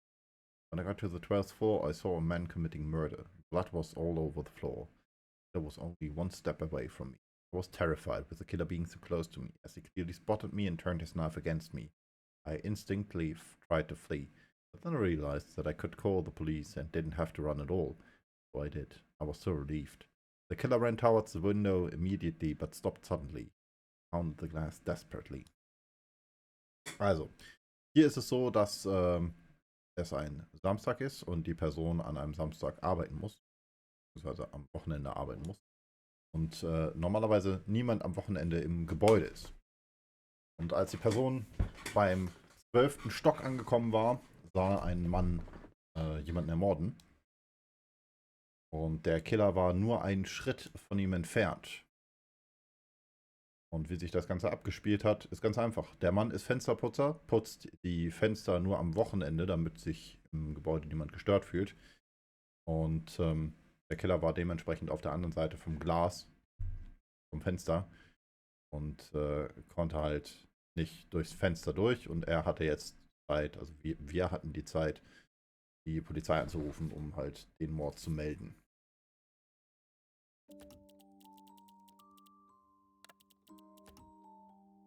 With the person. Window.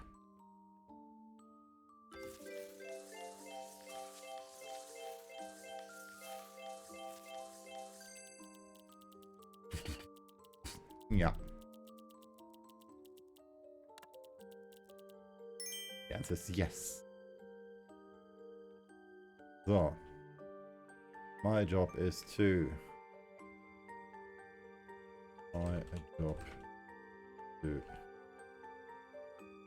clean the windows,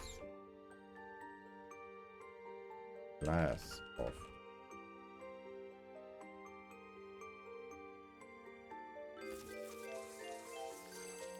Okay. Outside of the windows wahrscheinlich.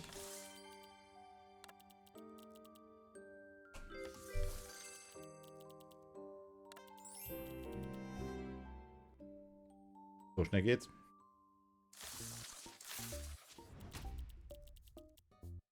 My job is to clean the outside of the windows for high buildings. It was a Saturday. No one came in on weekends, but I have to work on weekends.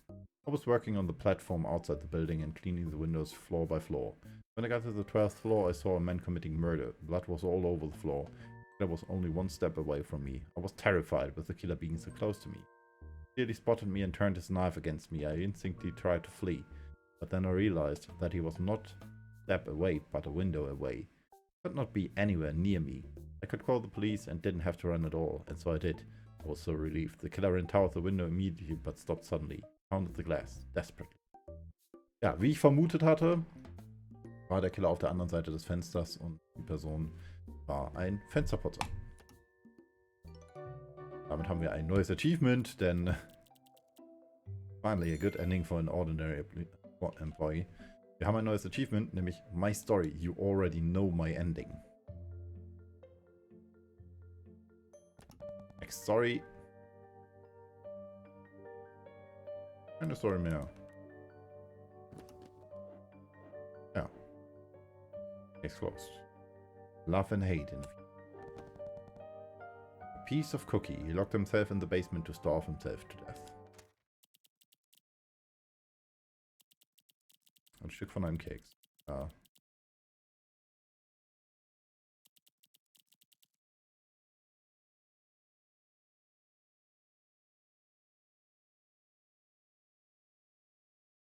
Okay. For the last decades, when the snowy days came, he would go out and find a girl. He would politely offer a piece of cookie and he would meet her again 15 days later. Until this year, he locked himself in the basement to starve himself to death. Die letzten Dekaden, wenn es geschneit hat, ist die Person ausgegangen, um ein Mädchen zu finden und würde ihr ein Stück von einem Keks anbieten, würde sie 15 Tage später nochmal treffen. Bis zu diesem Jahr, da hat er sich selber im Keller eingeschlossen, um sich selbst auszuhungern. Ach du Scheiße, wir haben mal kein einziges... Okay.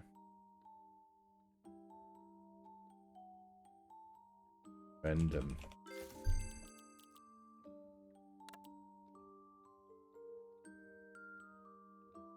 person.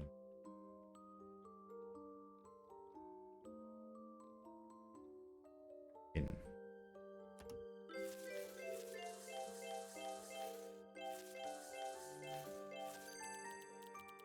Either two girl in. The answer is yes. It yeah. Kill a girl.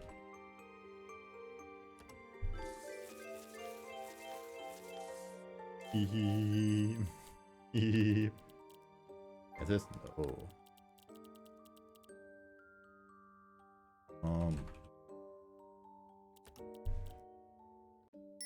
Yes. Okay.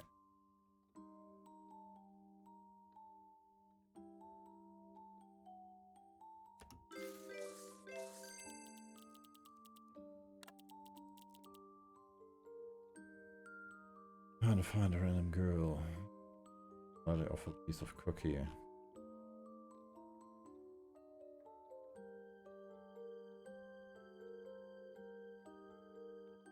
Oops.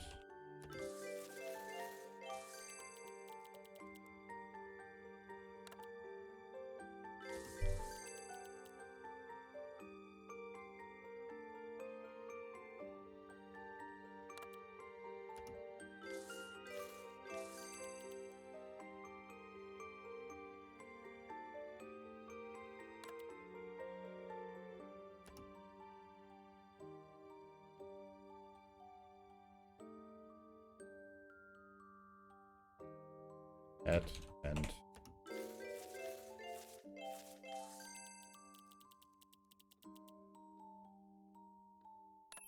also ich gehe davon aus,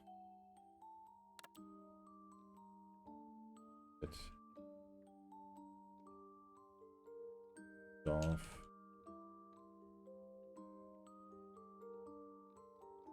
girl add.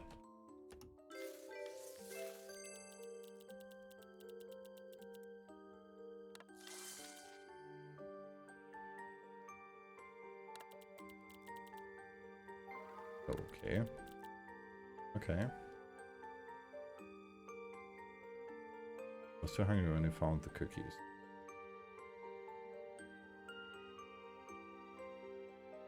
Eight.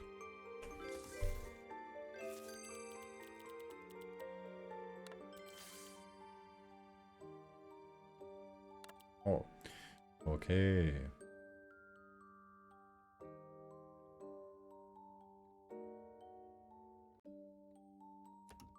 Pausing is not sorry. Fuck. Sorry, okay. Yes.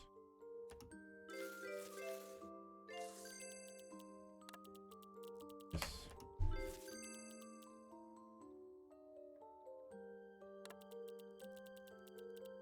Yeah.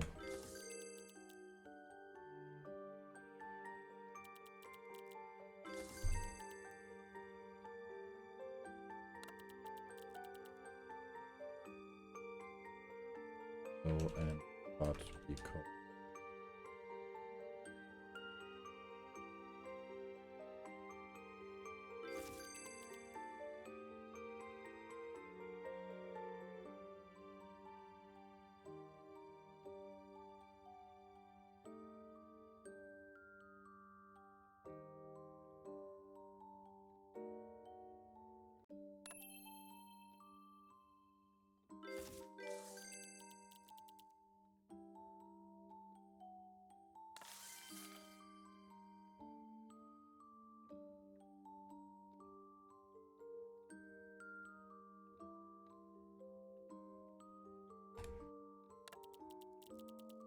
basement.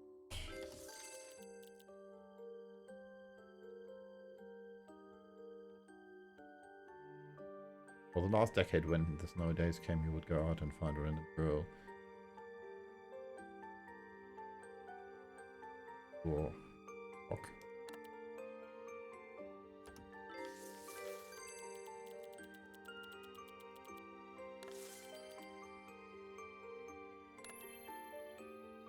So.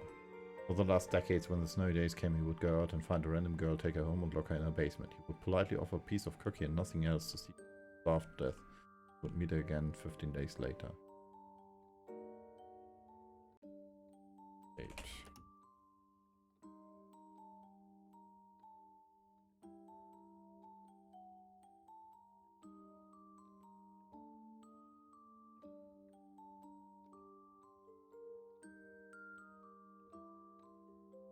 Grandmother?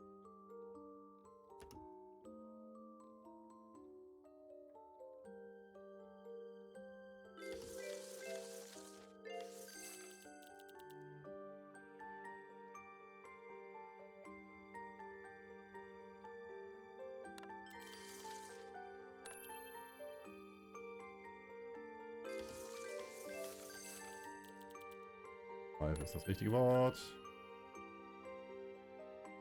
Oh.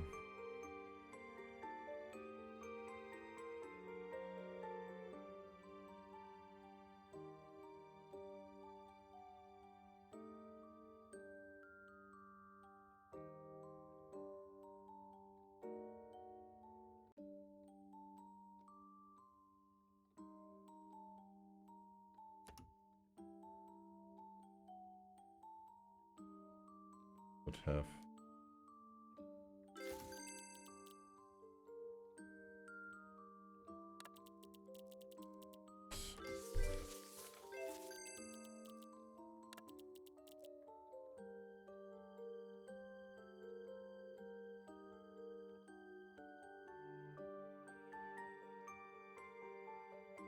Gut. Zack. Damn. Wir haben die Lösung, Chat. 10 years ago, he was once trapped in the snowy wilderness with his girlfriend. There was no other food than 2 pieces of cookies, which he accidentally found. He was too hungry when he found the cookies to eat them all. 15 days later, he was rescued by his girlfriend. But his girlfriend had already starved to death. He always wondered if his girlfriend would have survived if he shared one of the cookies. For the last decades, when the snow days came, he would go out and find a random girl, take her home and lock her in the basement. He would politely offer a piece of cookie and nothing else to see if she would starve to death. Meet her again 15 days later. But this year, a girl survived. He realized his girlfriend could have survived if he shared one cookie. So he released this poor girl and locked himself in the basement to starve himself to death. Also, der Dude war in der Wildnis, hatte sich in der Wildnis verlaufen mit seiner Freundin zusammen und hat 2 Kekse gefunden und war aber so hungrig, dass er sie beide gegessen hat. Und nach 15 Tagen wurde er gerettet, beziehungsweise wurden er und seine Freundin gefunden. Seine Freundin war aber zu dem Zeitpunkt schon tot. Und er hat sich halt die ganze Zeit über gefragt, ob seine Freundin überlebt hätte, wenn er ihr was von dem Keks abgegeben hätte oder einen der Kekse gegeben hätte.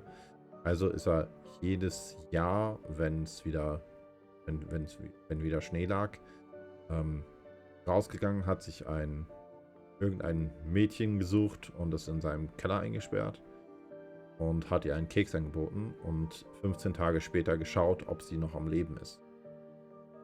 Und dieses Jahr, laut dem Text, hat tatsächlich ein Mädchen überlebt und er hat realisiert, dass seine Freundin ebenfalls überlebt hätte, wenn er den Keks geteilt hätte. Also hatte sie freigelassen und sich selbst im Keller eingesperrt, um sich selbst zu Tode zu hungern.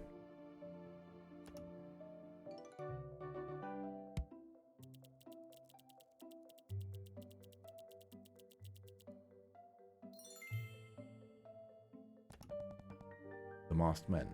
She saw a masked man holding a bloody knife. Der maskierte Mann. Da einen maskierten Mann, der ein blutiges Messer hielt. He had no freedom. For her, there was no footy.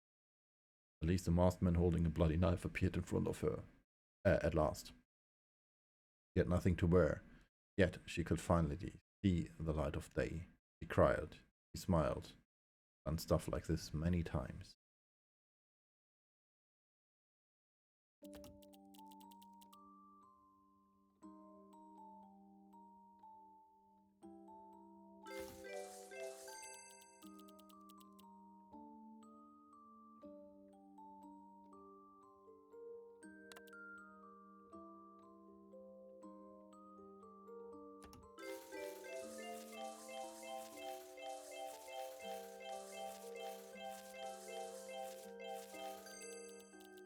Okay, be the. Gotcha. To kill.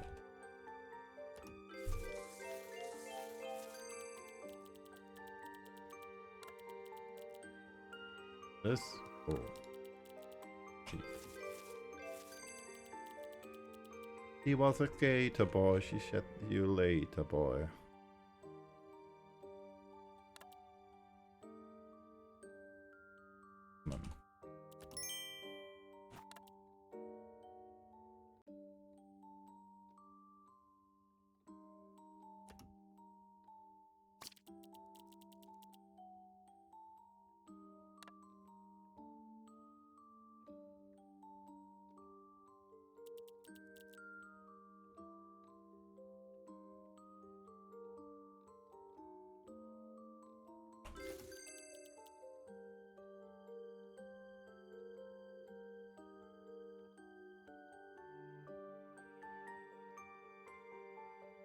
Weise auf Englisch.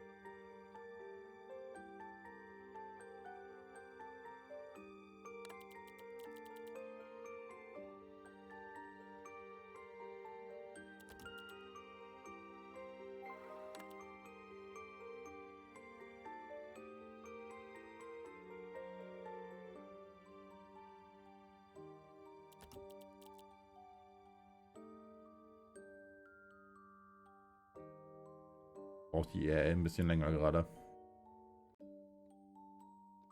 Jo. Okay.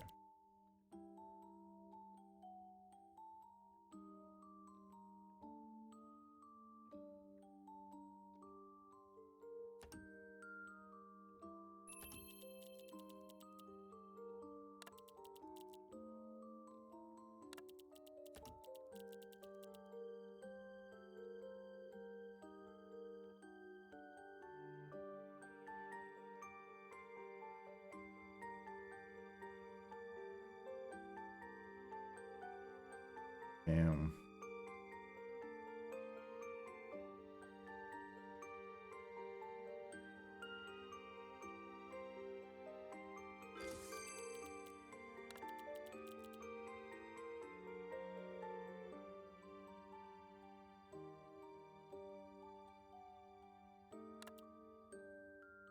Okay.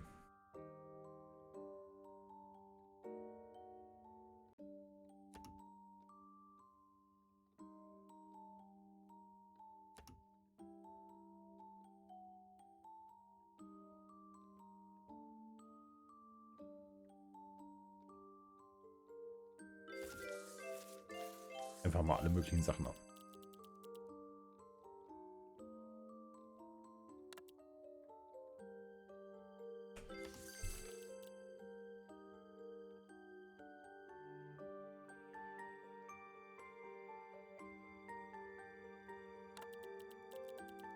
For the first time for world.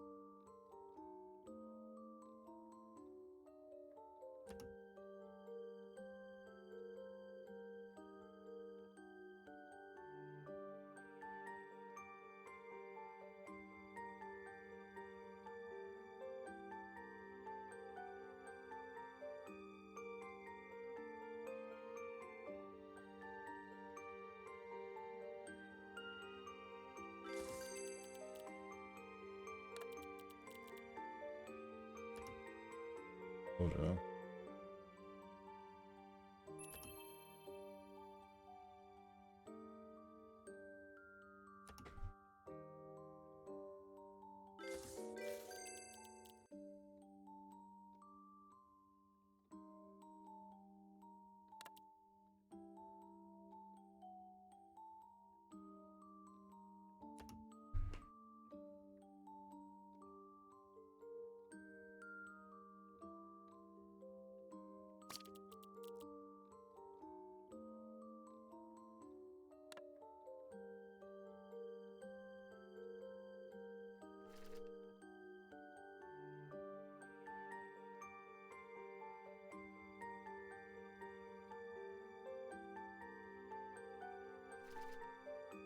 GO passt ein.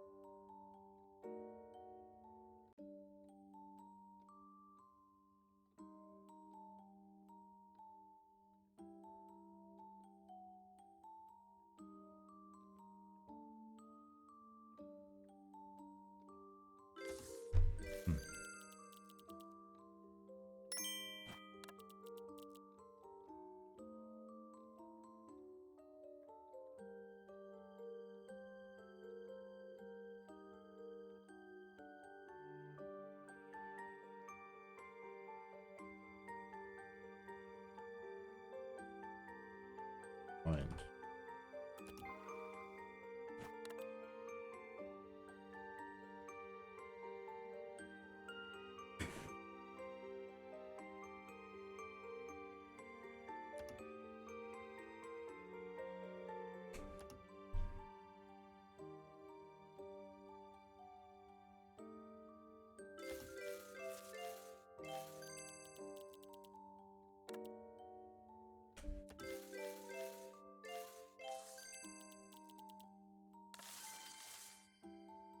She was a baby living inside her mother. She had no freedom, for there was no food to eat.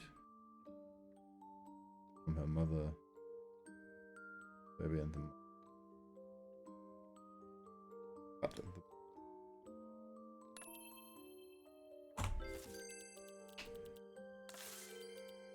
die Lösung. Einfach ein Kaiserschnitt. She was a baby living inside her mother. She had no freedom. For her, there was no food to eat, but nutrition from her mother to keep her alive.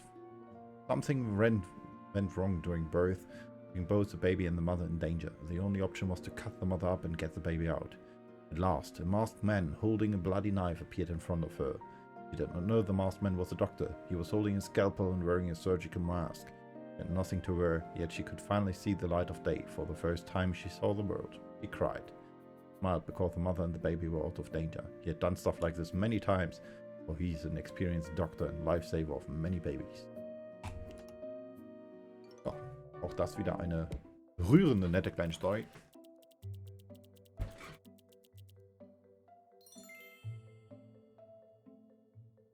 Und hier ein kleiner Funfact zu Schildkröten. I was hatched on a beach. If buried too deep in the sand, the egg rots. If too shallow, the egg becomes bird food. Wasn't any. Also, wenn die Schildkröten am Strand die Eier verbuddeln, so werden Schildkröten ja geboren, wenn sie zu tief verbuddelt werden, dann fangen sie an zu verrotten. Und wenn sie zu seicht, zu nah an der Oberfläche verbuddelt werden, dann werden sie halt zu Vogelfutter. Crying in the woods. He was walking in the woods. A crying came out of nowhere. Cool, wir haben heftige Stream-Probleme, so wie es aussieht. Ich weiß noch nicht warum. Aber heftig ausgelassene Frames gerade. So. He was walking in the woods. A crying came out of nowhere and caught his attention. It led him to a young woman holding a baby. He shot himself right on the spot.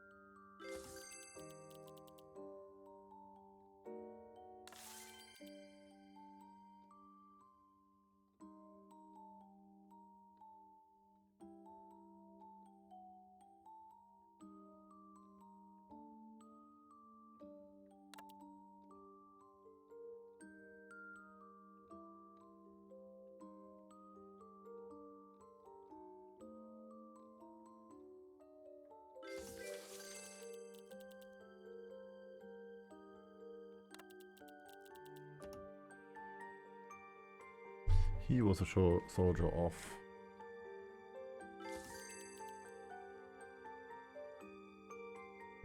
And for.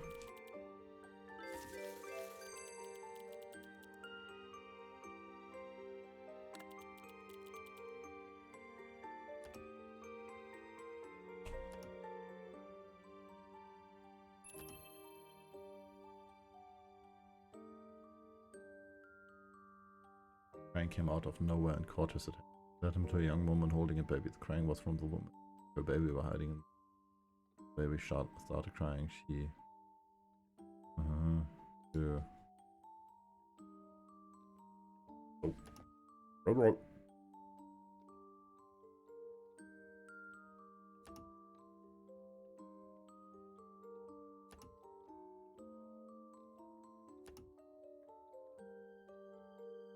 This.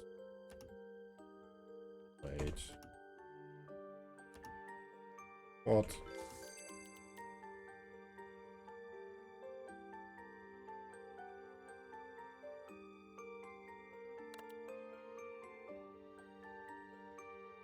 Put himself right on the spot.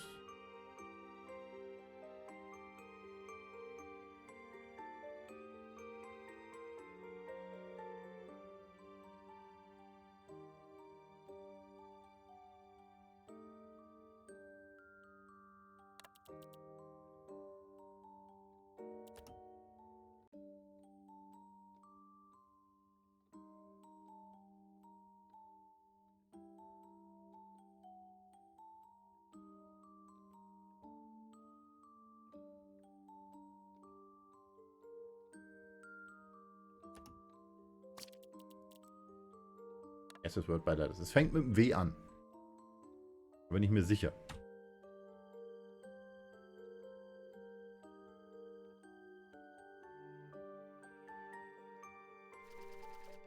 DE. Ah, ja.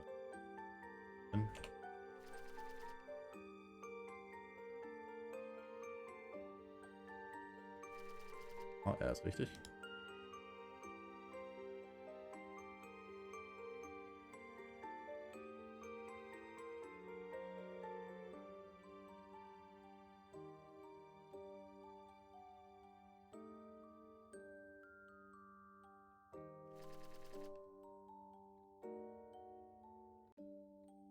Buried.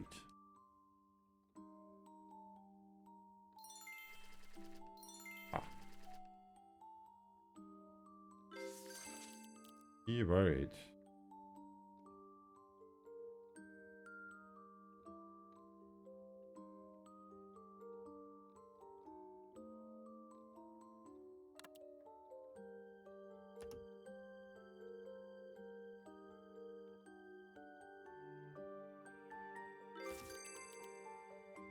Gut. Perfekt.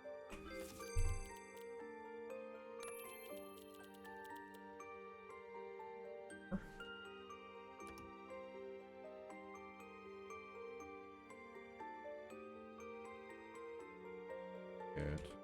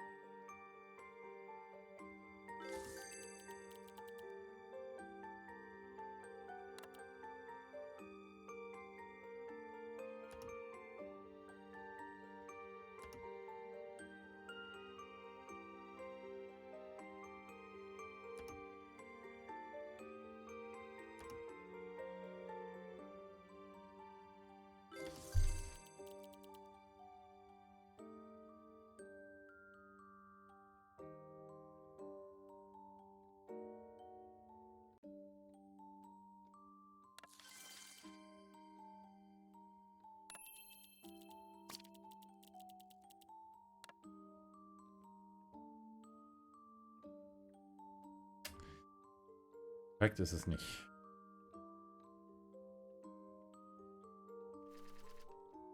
Alert.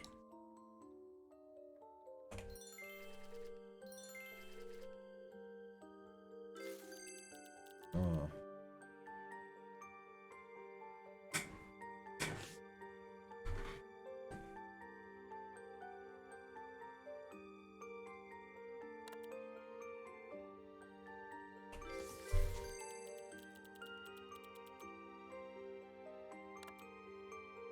She covered the baby's mouth, so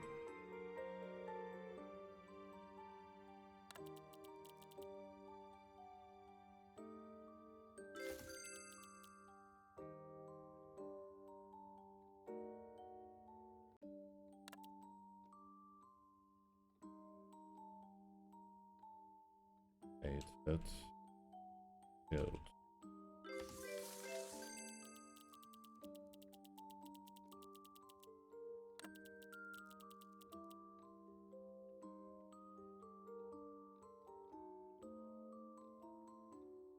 He was a soldier of the army walking in the woods and looking for enemies. A crane came out of the nowhere and caught his attention. It led him to a young woman holding a baby. The crying was from the woman. She and her baby were hiding in the woods. When the baby started crying, she worried it would alert the soldiers, so she covered the baby's mouth so tightly that she suffocated and killed the baby.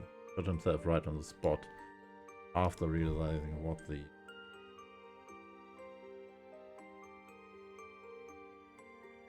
caused.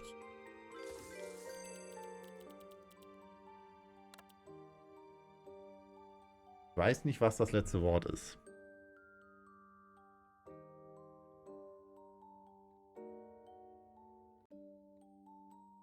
Invading.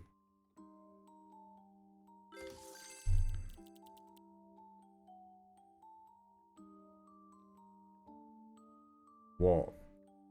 Das letzte Wort ist War. Congrats. Wieder ein Level.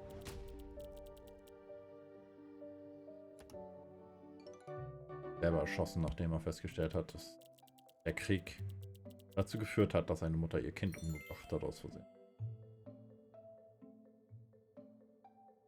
The story was told by a professor in a history class. A common war story reminds us of the cruelty of.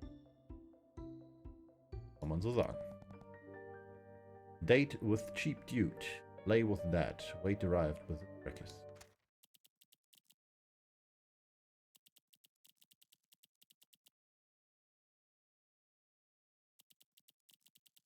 May was on a date with Lay. Lay was a cheap dude. Finally, Lay was dead. May was safe. Wait arrived with firecrackers.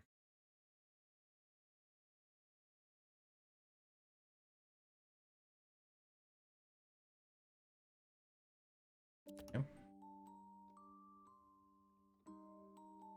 That's off.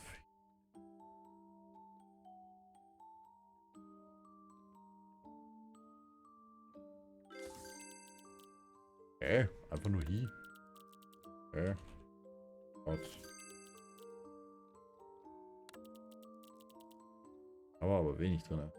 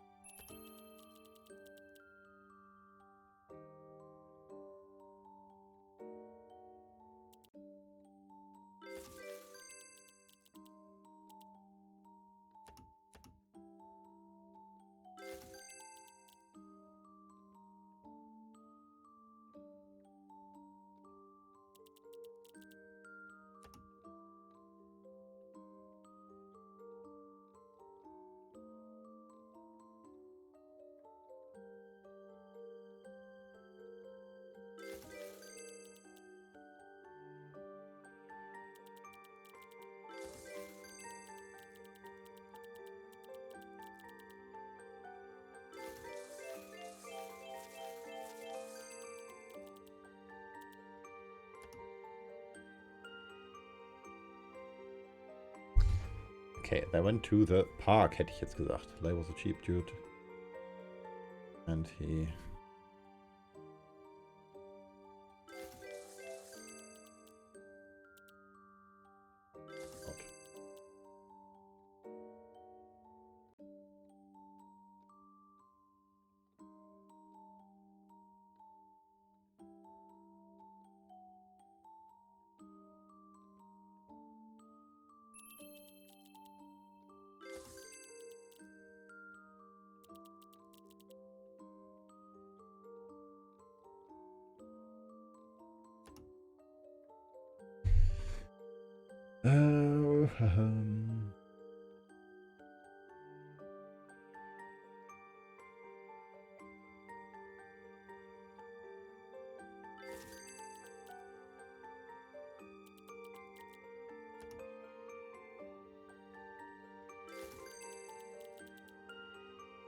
zoo. May was on a date with Lay. They went to the zoo. Lay was a cheap dude and he did not want to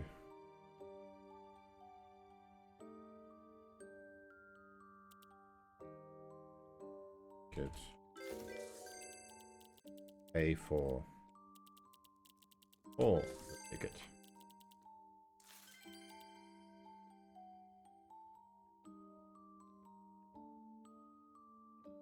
So they climbed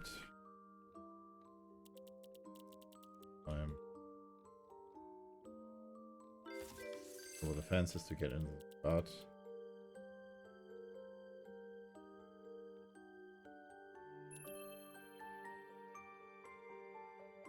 Tiger.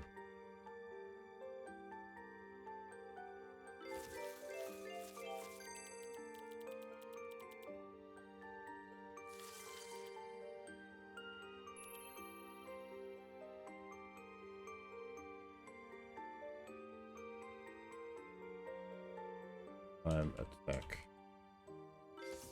Check!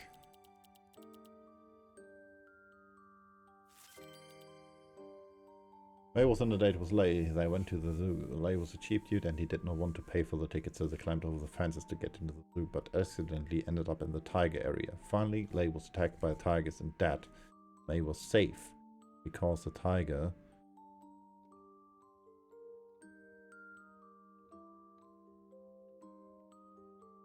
Yeah. The tiger,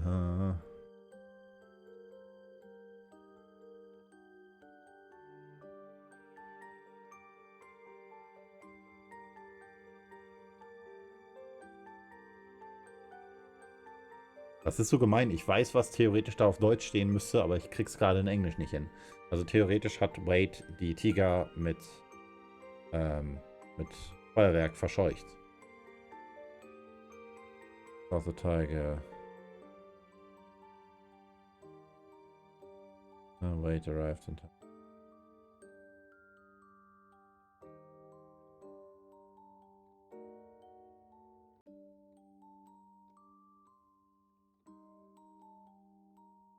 Ach Mann, mir fällt das blöde Wort nicht ein.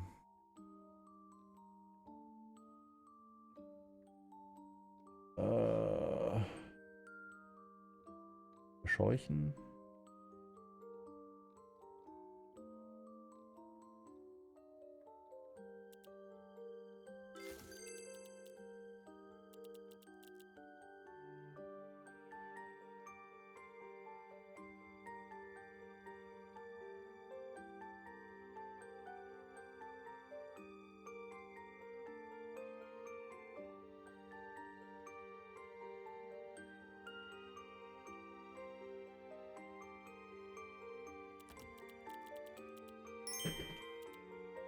Super.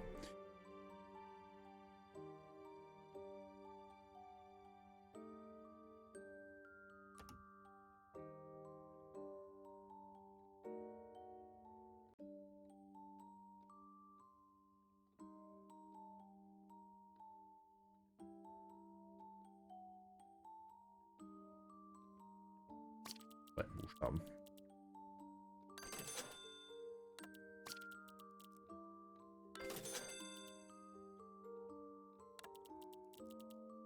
Aus der Tiger, okay, ja.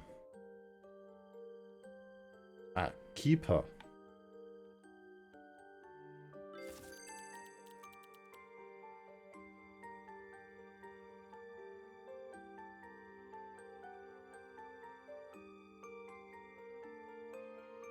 Oh.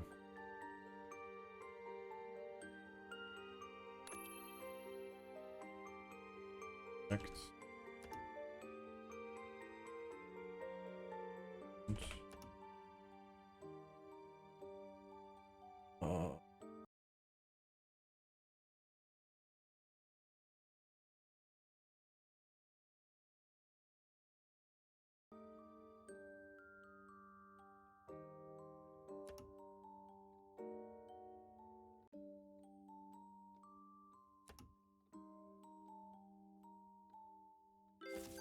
Drove those tigers away with firecracker.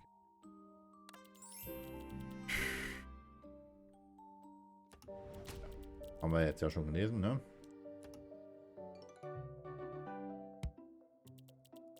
In reality, news reports often tell stories like this. Some get injured and died. Don't be cheap or you might be like. So. Wir gehen kurz in eine Pause und ich bin gleich wieder mit dem nächsten, mit der nächsten Story wieder für euch da. Captain Assistant.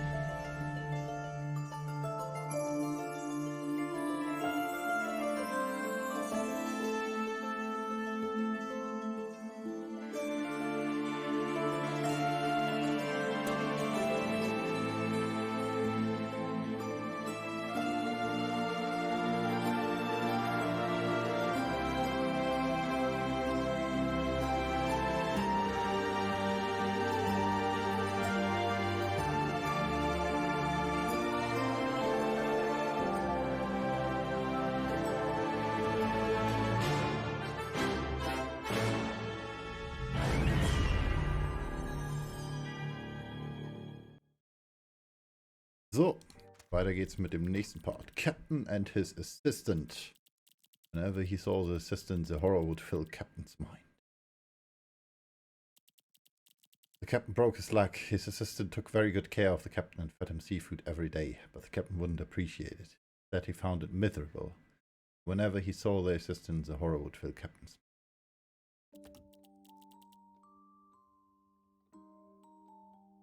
So. Captain broke his hands. Okay. Off.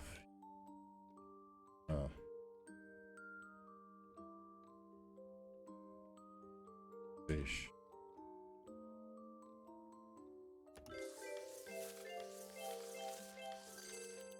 Oh, Seafood direkt erstmal ein wichtiges Wort.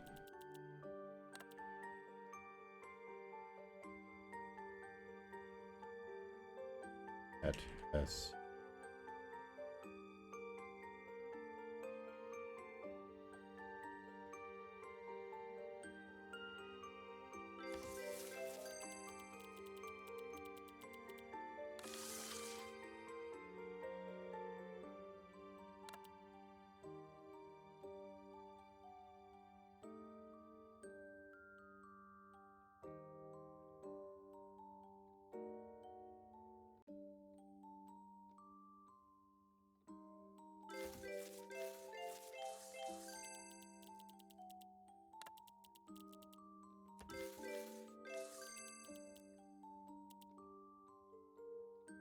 Im Prinzip ist es einfach nur Wörter suchen.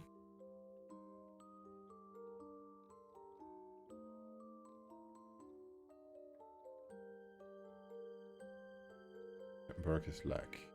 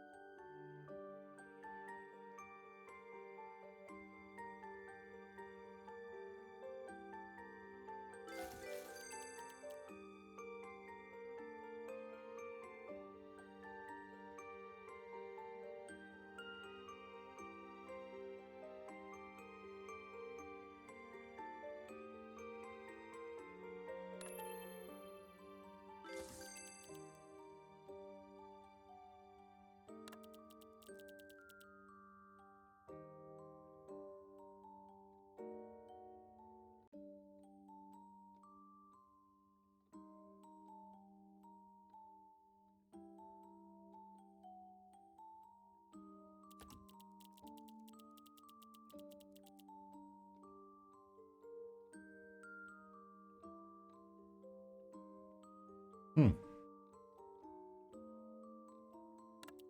Okay.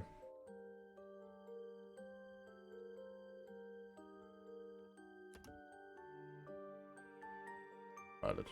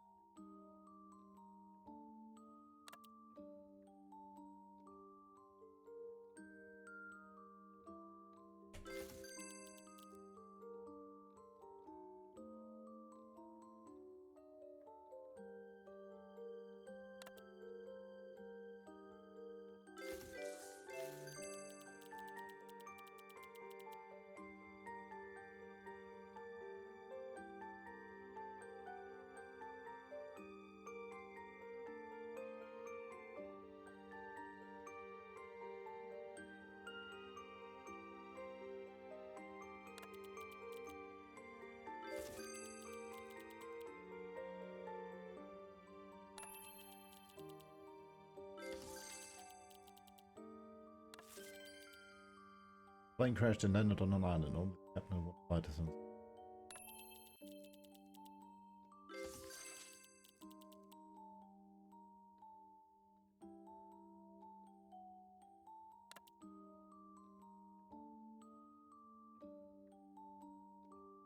Hallo Holgi.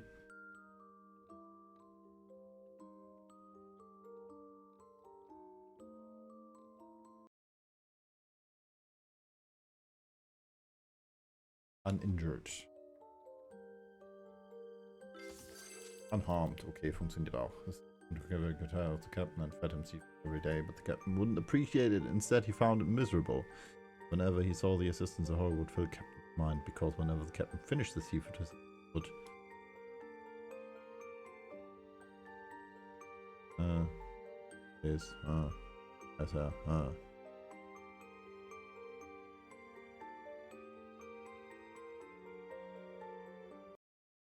Heißt dann.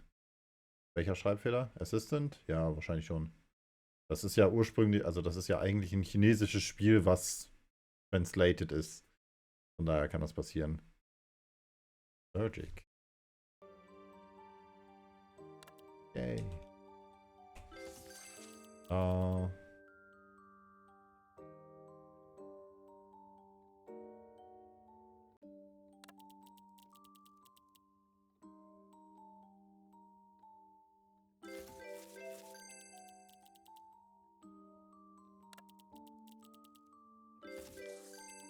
Ja.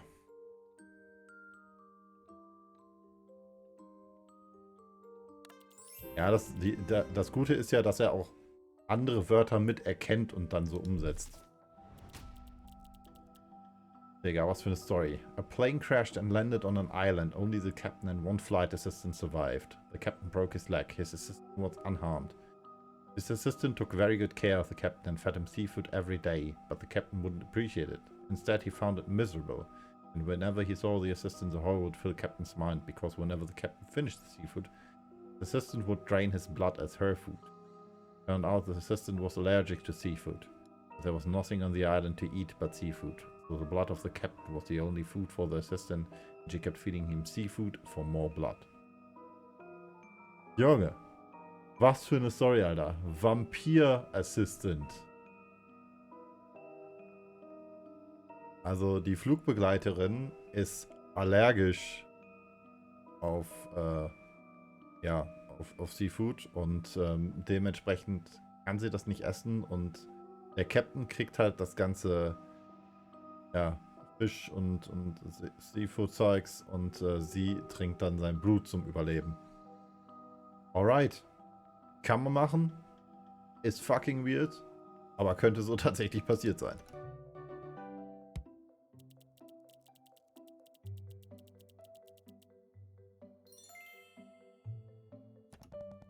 Nächste Story. Joy of tinted teeth. I woke up and found that my teeth had turned pink. Die Freuden gefärbter Zähne. Ich bin aufgewacht und habe festgestellt, dass meine Zähne pink geworden sind. Holgi, du hast gestern was verpasst. Also die Nacht jetzt über. Ich habe die Nacht über das neue South Park durchgespielt. Hat leider nur 5 Stunden gedauert. Aber es war lustig. War 5,5. I woke up from a dream and found that my teeth had turned pink. I tried to wash it off with water, but it wouldn't come off. I was extremely happy.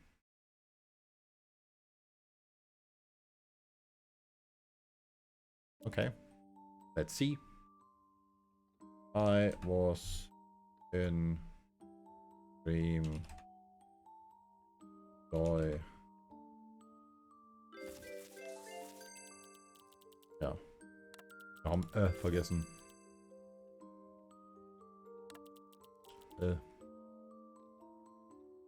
This, then, that, want, would, after,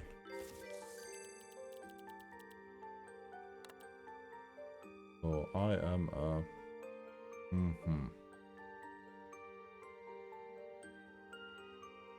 on?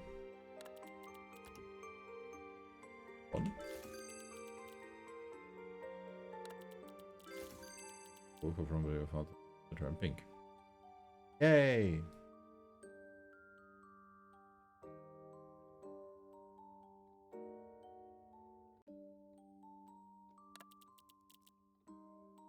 Pinke Zähne.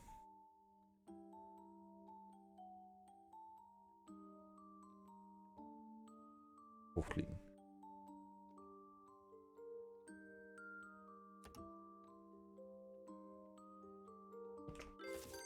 Hey.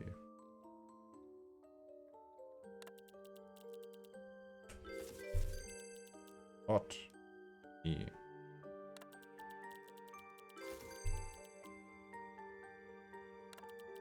So.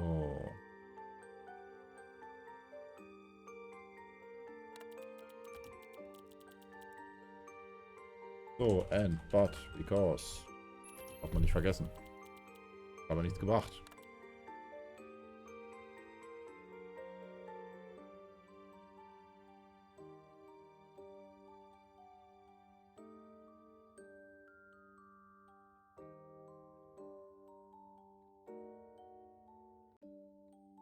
Schönste ist, man kann ja auch Fragen stellen, theoretisch, ne?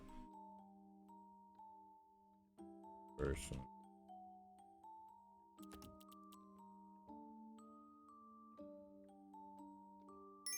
Yes.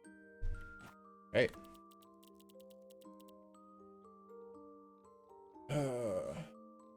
Ja, theoretisch hier, ne? Die ganzen Wörter können wir alle für einen Mushroom kaufen.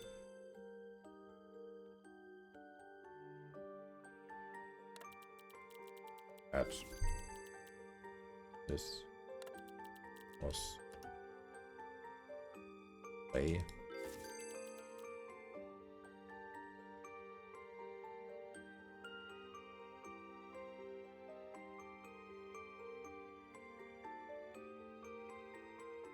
Also die roten Wörter sind die Wörter, die wir rausfinden müssen am Ende, weil dann wird die komplette Story gezeigt.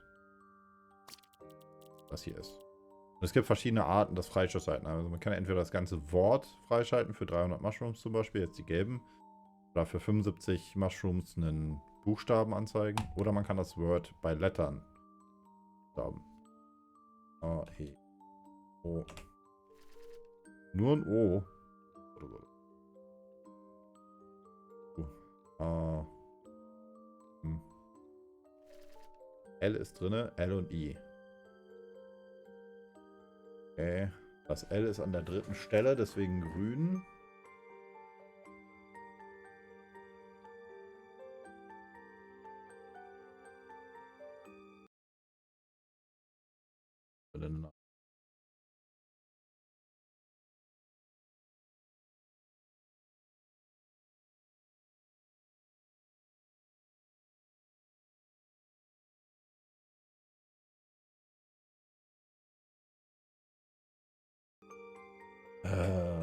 Aha.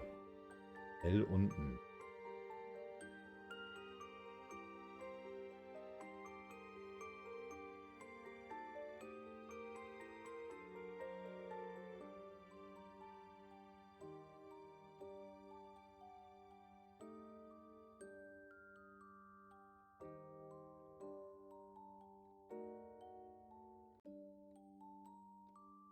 Boah.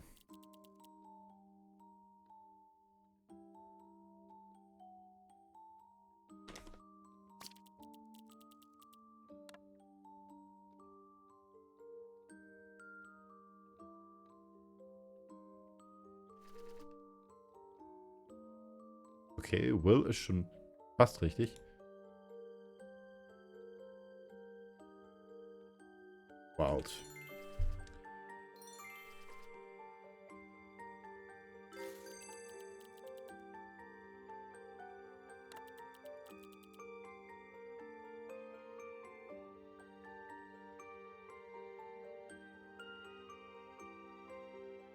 Human. Animal. Oh. Ah.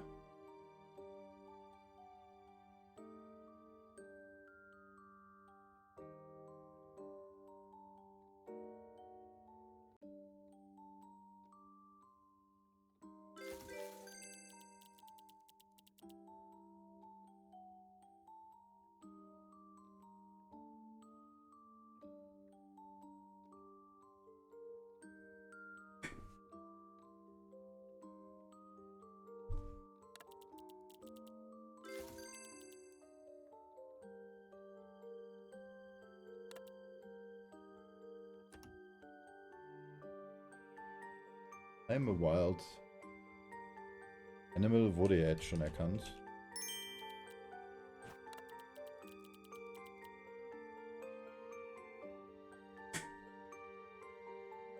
Wir dürfen ja nicht, also es sind nur Ja- und Nein-Fragen erlaubt. Das bedeutet, wir können nicht fragen, was für ein Tier es ist.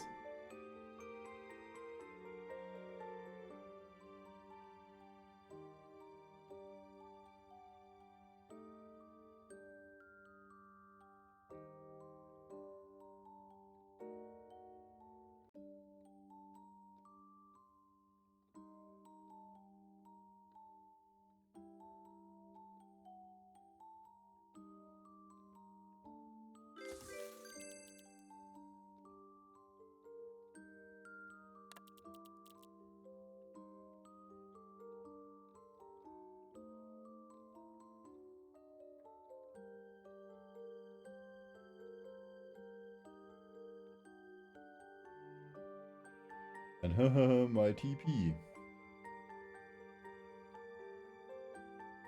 He's pink.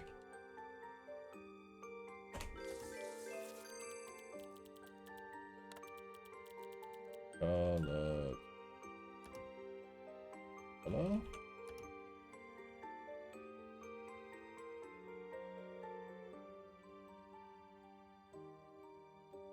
Berry.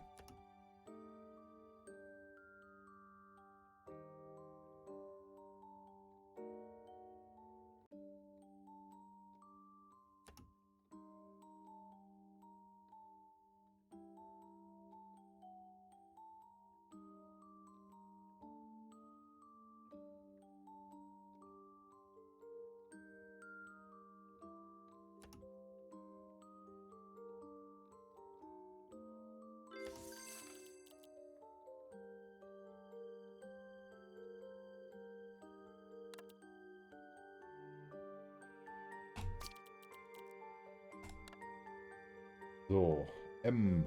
M und T am Ende.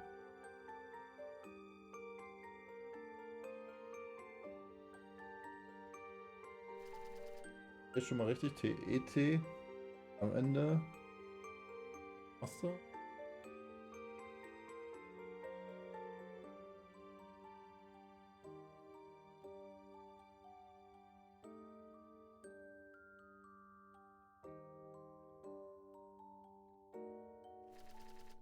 Da ist noch.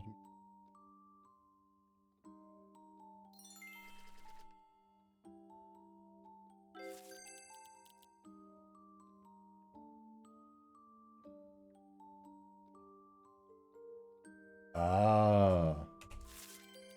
My teeth lost their market value. Hunted by poachers. Hunt. Poacher. Okay. I would not be hunted by hunters anymore. I'm a wild elephant.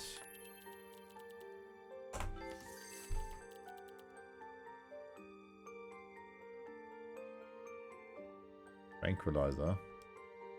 Reicht. Tranquilizer.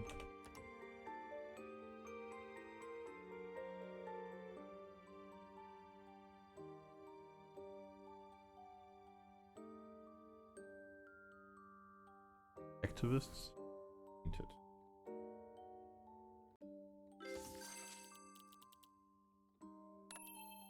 Killed.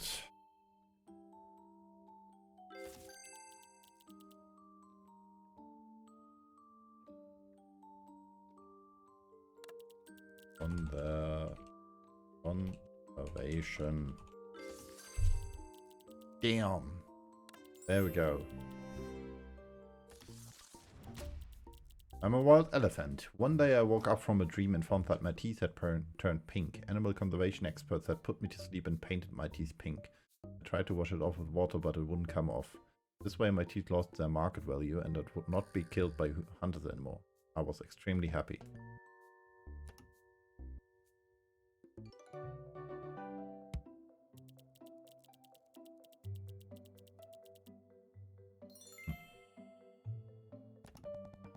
So. Noch eine. All the way down. He was so relieved, but he was desperate. War so erleichtert, aber er war desperate. Pulled over and he got into her car. Car drove up a mountain road. She stepped on the gas pedal all the way down. Stunned by her move, he was just paralyzed out of fear of a car accident. Soon the car hit a car. She was so relieved, but he was desperate.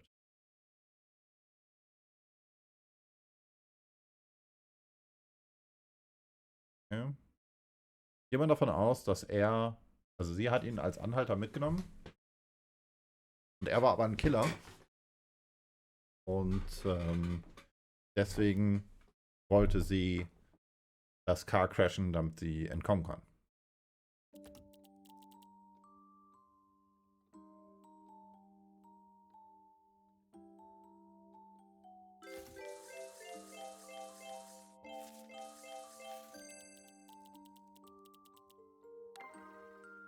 The answer is no. Okay.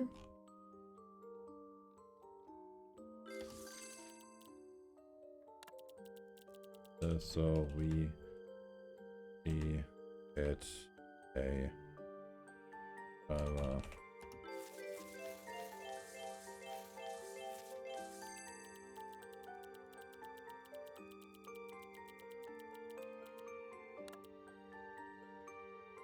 Police.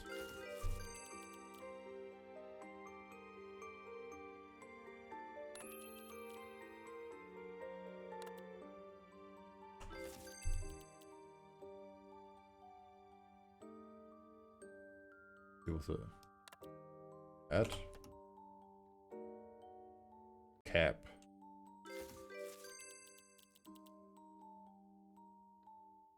He was a cab driver, huh? Car drove up a mountain road.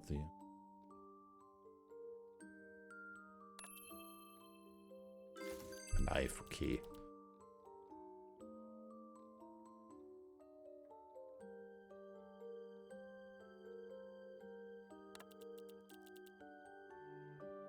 Car drove up a mountain towards the pulled knife.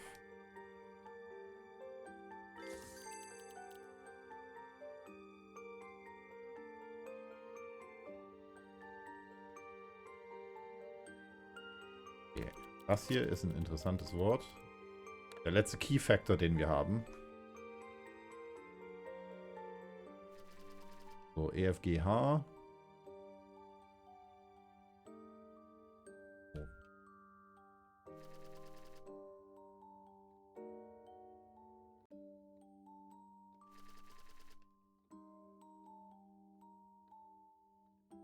Fugitive. Und damit ist das auch schon erledigt.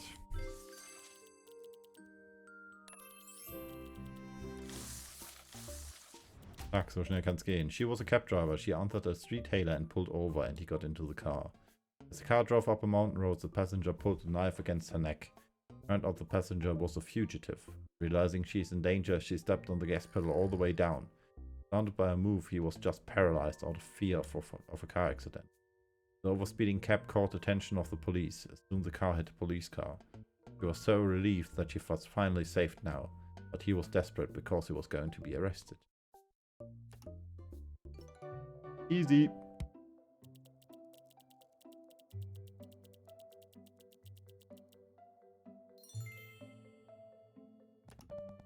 Einen haben wir noch. Dumpling Feast. He spat it out right away.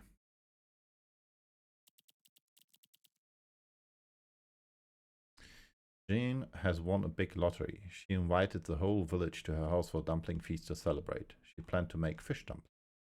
Sam was invited. As soon as he put the dumpling in his mouth, he spat it out right away and never touched those dumplings again. Other villagers were enjoying their dumplings a lot. At night, all the villagers were safe and sound except for Sam. Sam was dead. Okay. Ich hätte jetzt tatsächlich erwartet, dass es genau andersrum ist.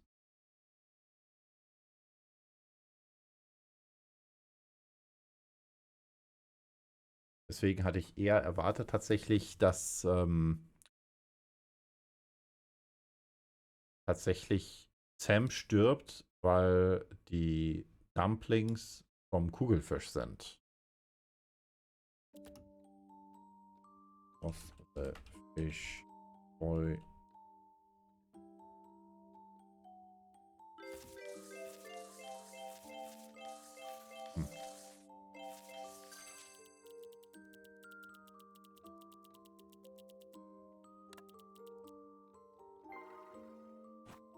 Okay.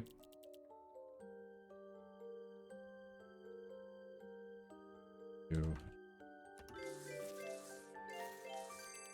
He knew. As soon as he put the dumpling in her, he knew it was fish. Hätte ich jetzt gesagt. Ja, it was fish stuffing.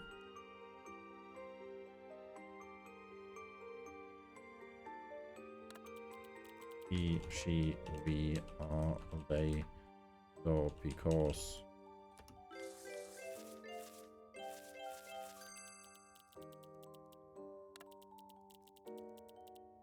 Okay. Here's one of so he.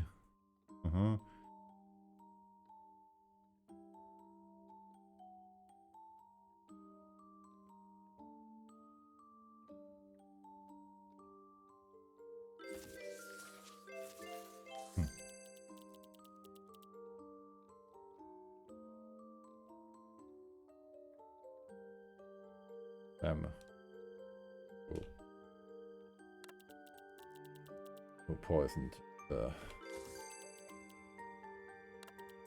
her. Okay. You just want a big lottery, husband?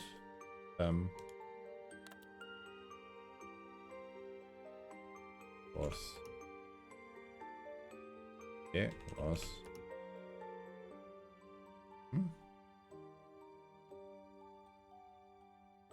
Was jealous.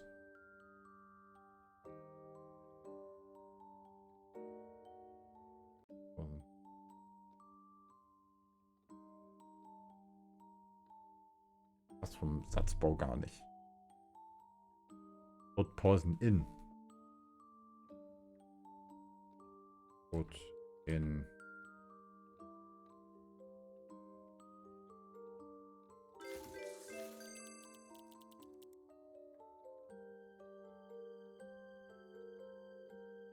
Pond. Und. Da da da da. Yay. Tschüss. Jean has won a big lottery. Her neighbor Stan got jealous, so he put poison in her fish pond. All the fish in the pond were dead. Jean found out about it, but she kept it quiet. She secretly bought a few fish and invited the whole village to her house for dumpling feast to celebrate. She planned to make fish dumpling. Sam was invited. As soon as he put the dumpling in his mouth, he knew it was fish stuffing. To avoid poisoned fish, he spat it out right away and never touched those dumplings again. The villagers were enjoying the dumplings a lot. At night, all the villagers were safe and sound except for Sam. Sam was dead. Jean killed Sam. She saw Sam did not have any of her dumplings, so she knew it was Sam who poisoned her pond. Also, Sam hat im Lotto gewonnen, Jean hat im Lotto gewonnen und Sam war eifersüchtig und hat daraufhin ihre Fische im Teich vergiftet. Jean wusste das, wusste aber nicht, wer es war und hat deswegen erstmal gesagt, okay, sie machten ein Fest und hat Fisch Dumplings gemacht. Nudel. Wort fällt mir jetzt gar nicht ein. Nudel. Und Sam war der Einzige, der nicht davon gegessen hat, weil er Angst vor einer Fischvergiftung hatte. Und deswegen hat Jean Sam gekillt, weil sie wusste, derjenige, der das Ganze nicht isst, muss derjenige sein, der ihre Fische vergiftet. That's it. As easy as pie. Damit sind wir mit der Story auch durch.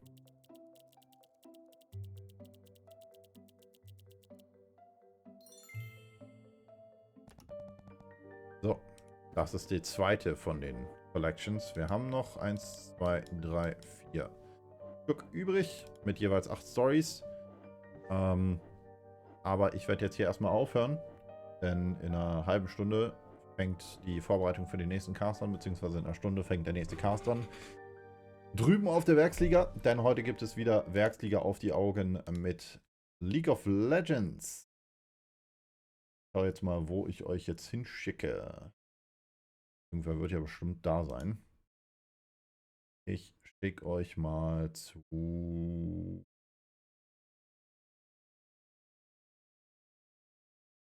Oki, glaube ich. Ah, wobei, ich schicke euch zu Anni. Könnt ihr noch ein bisschen PUBG gucken.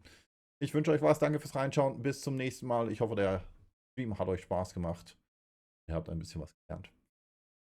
Dann, bye bye.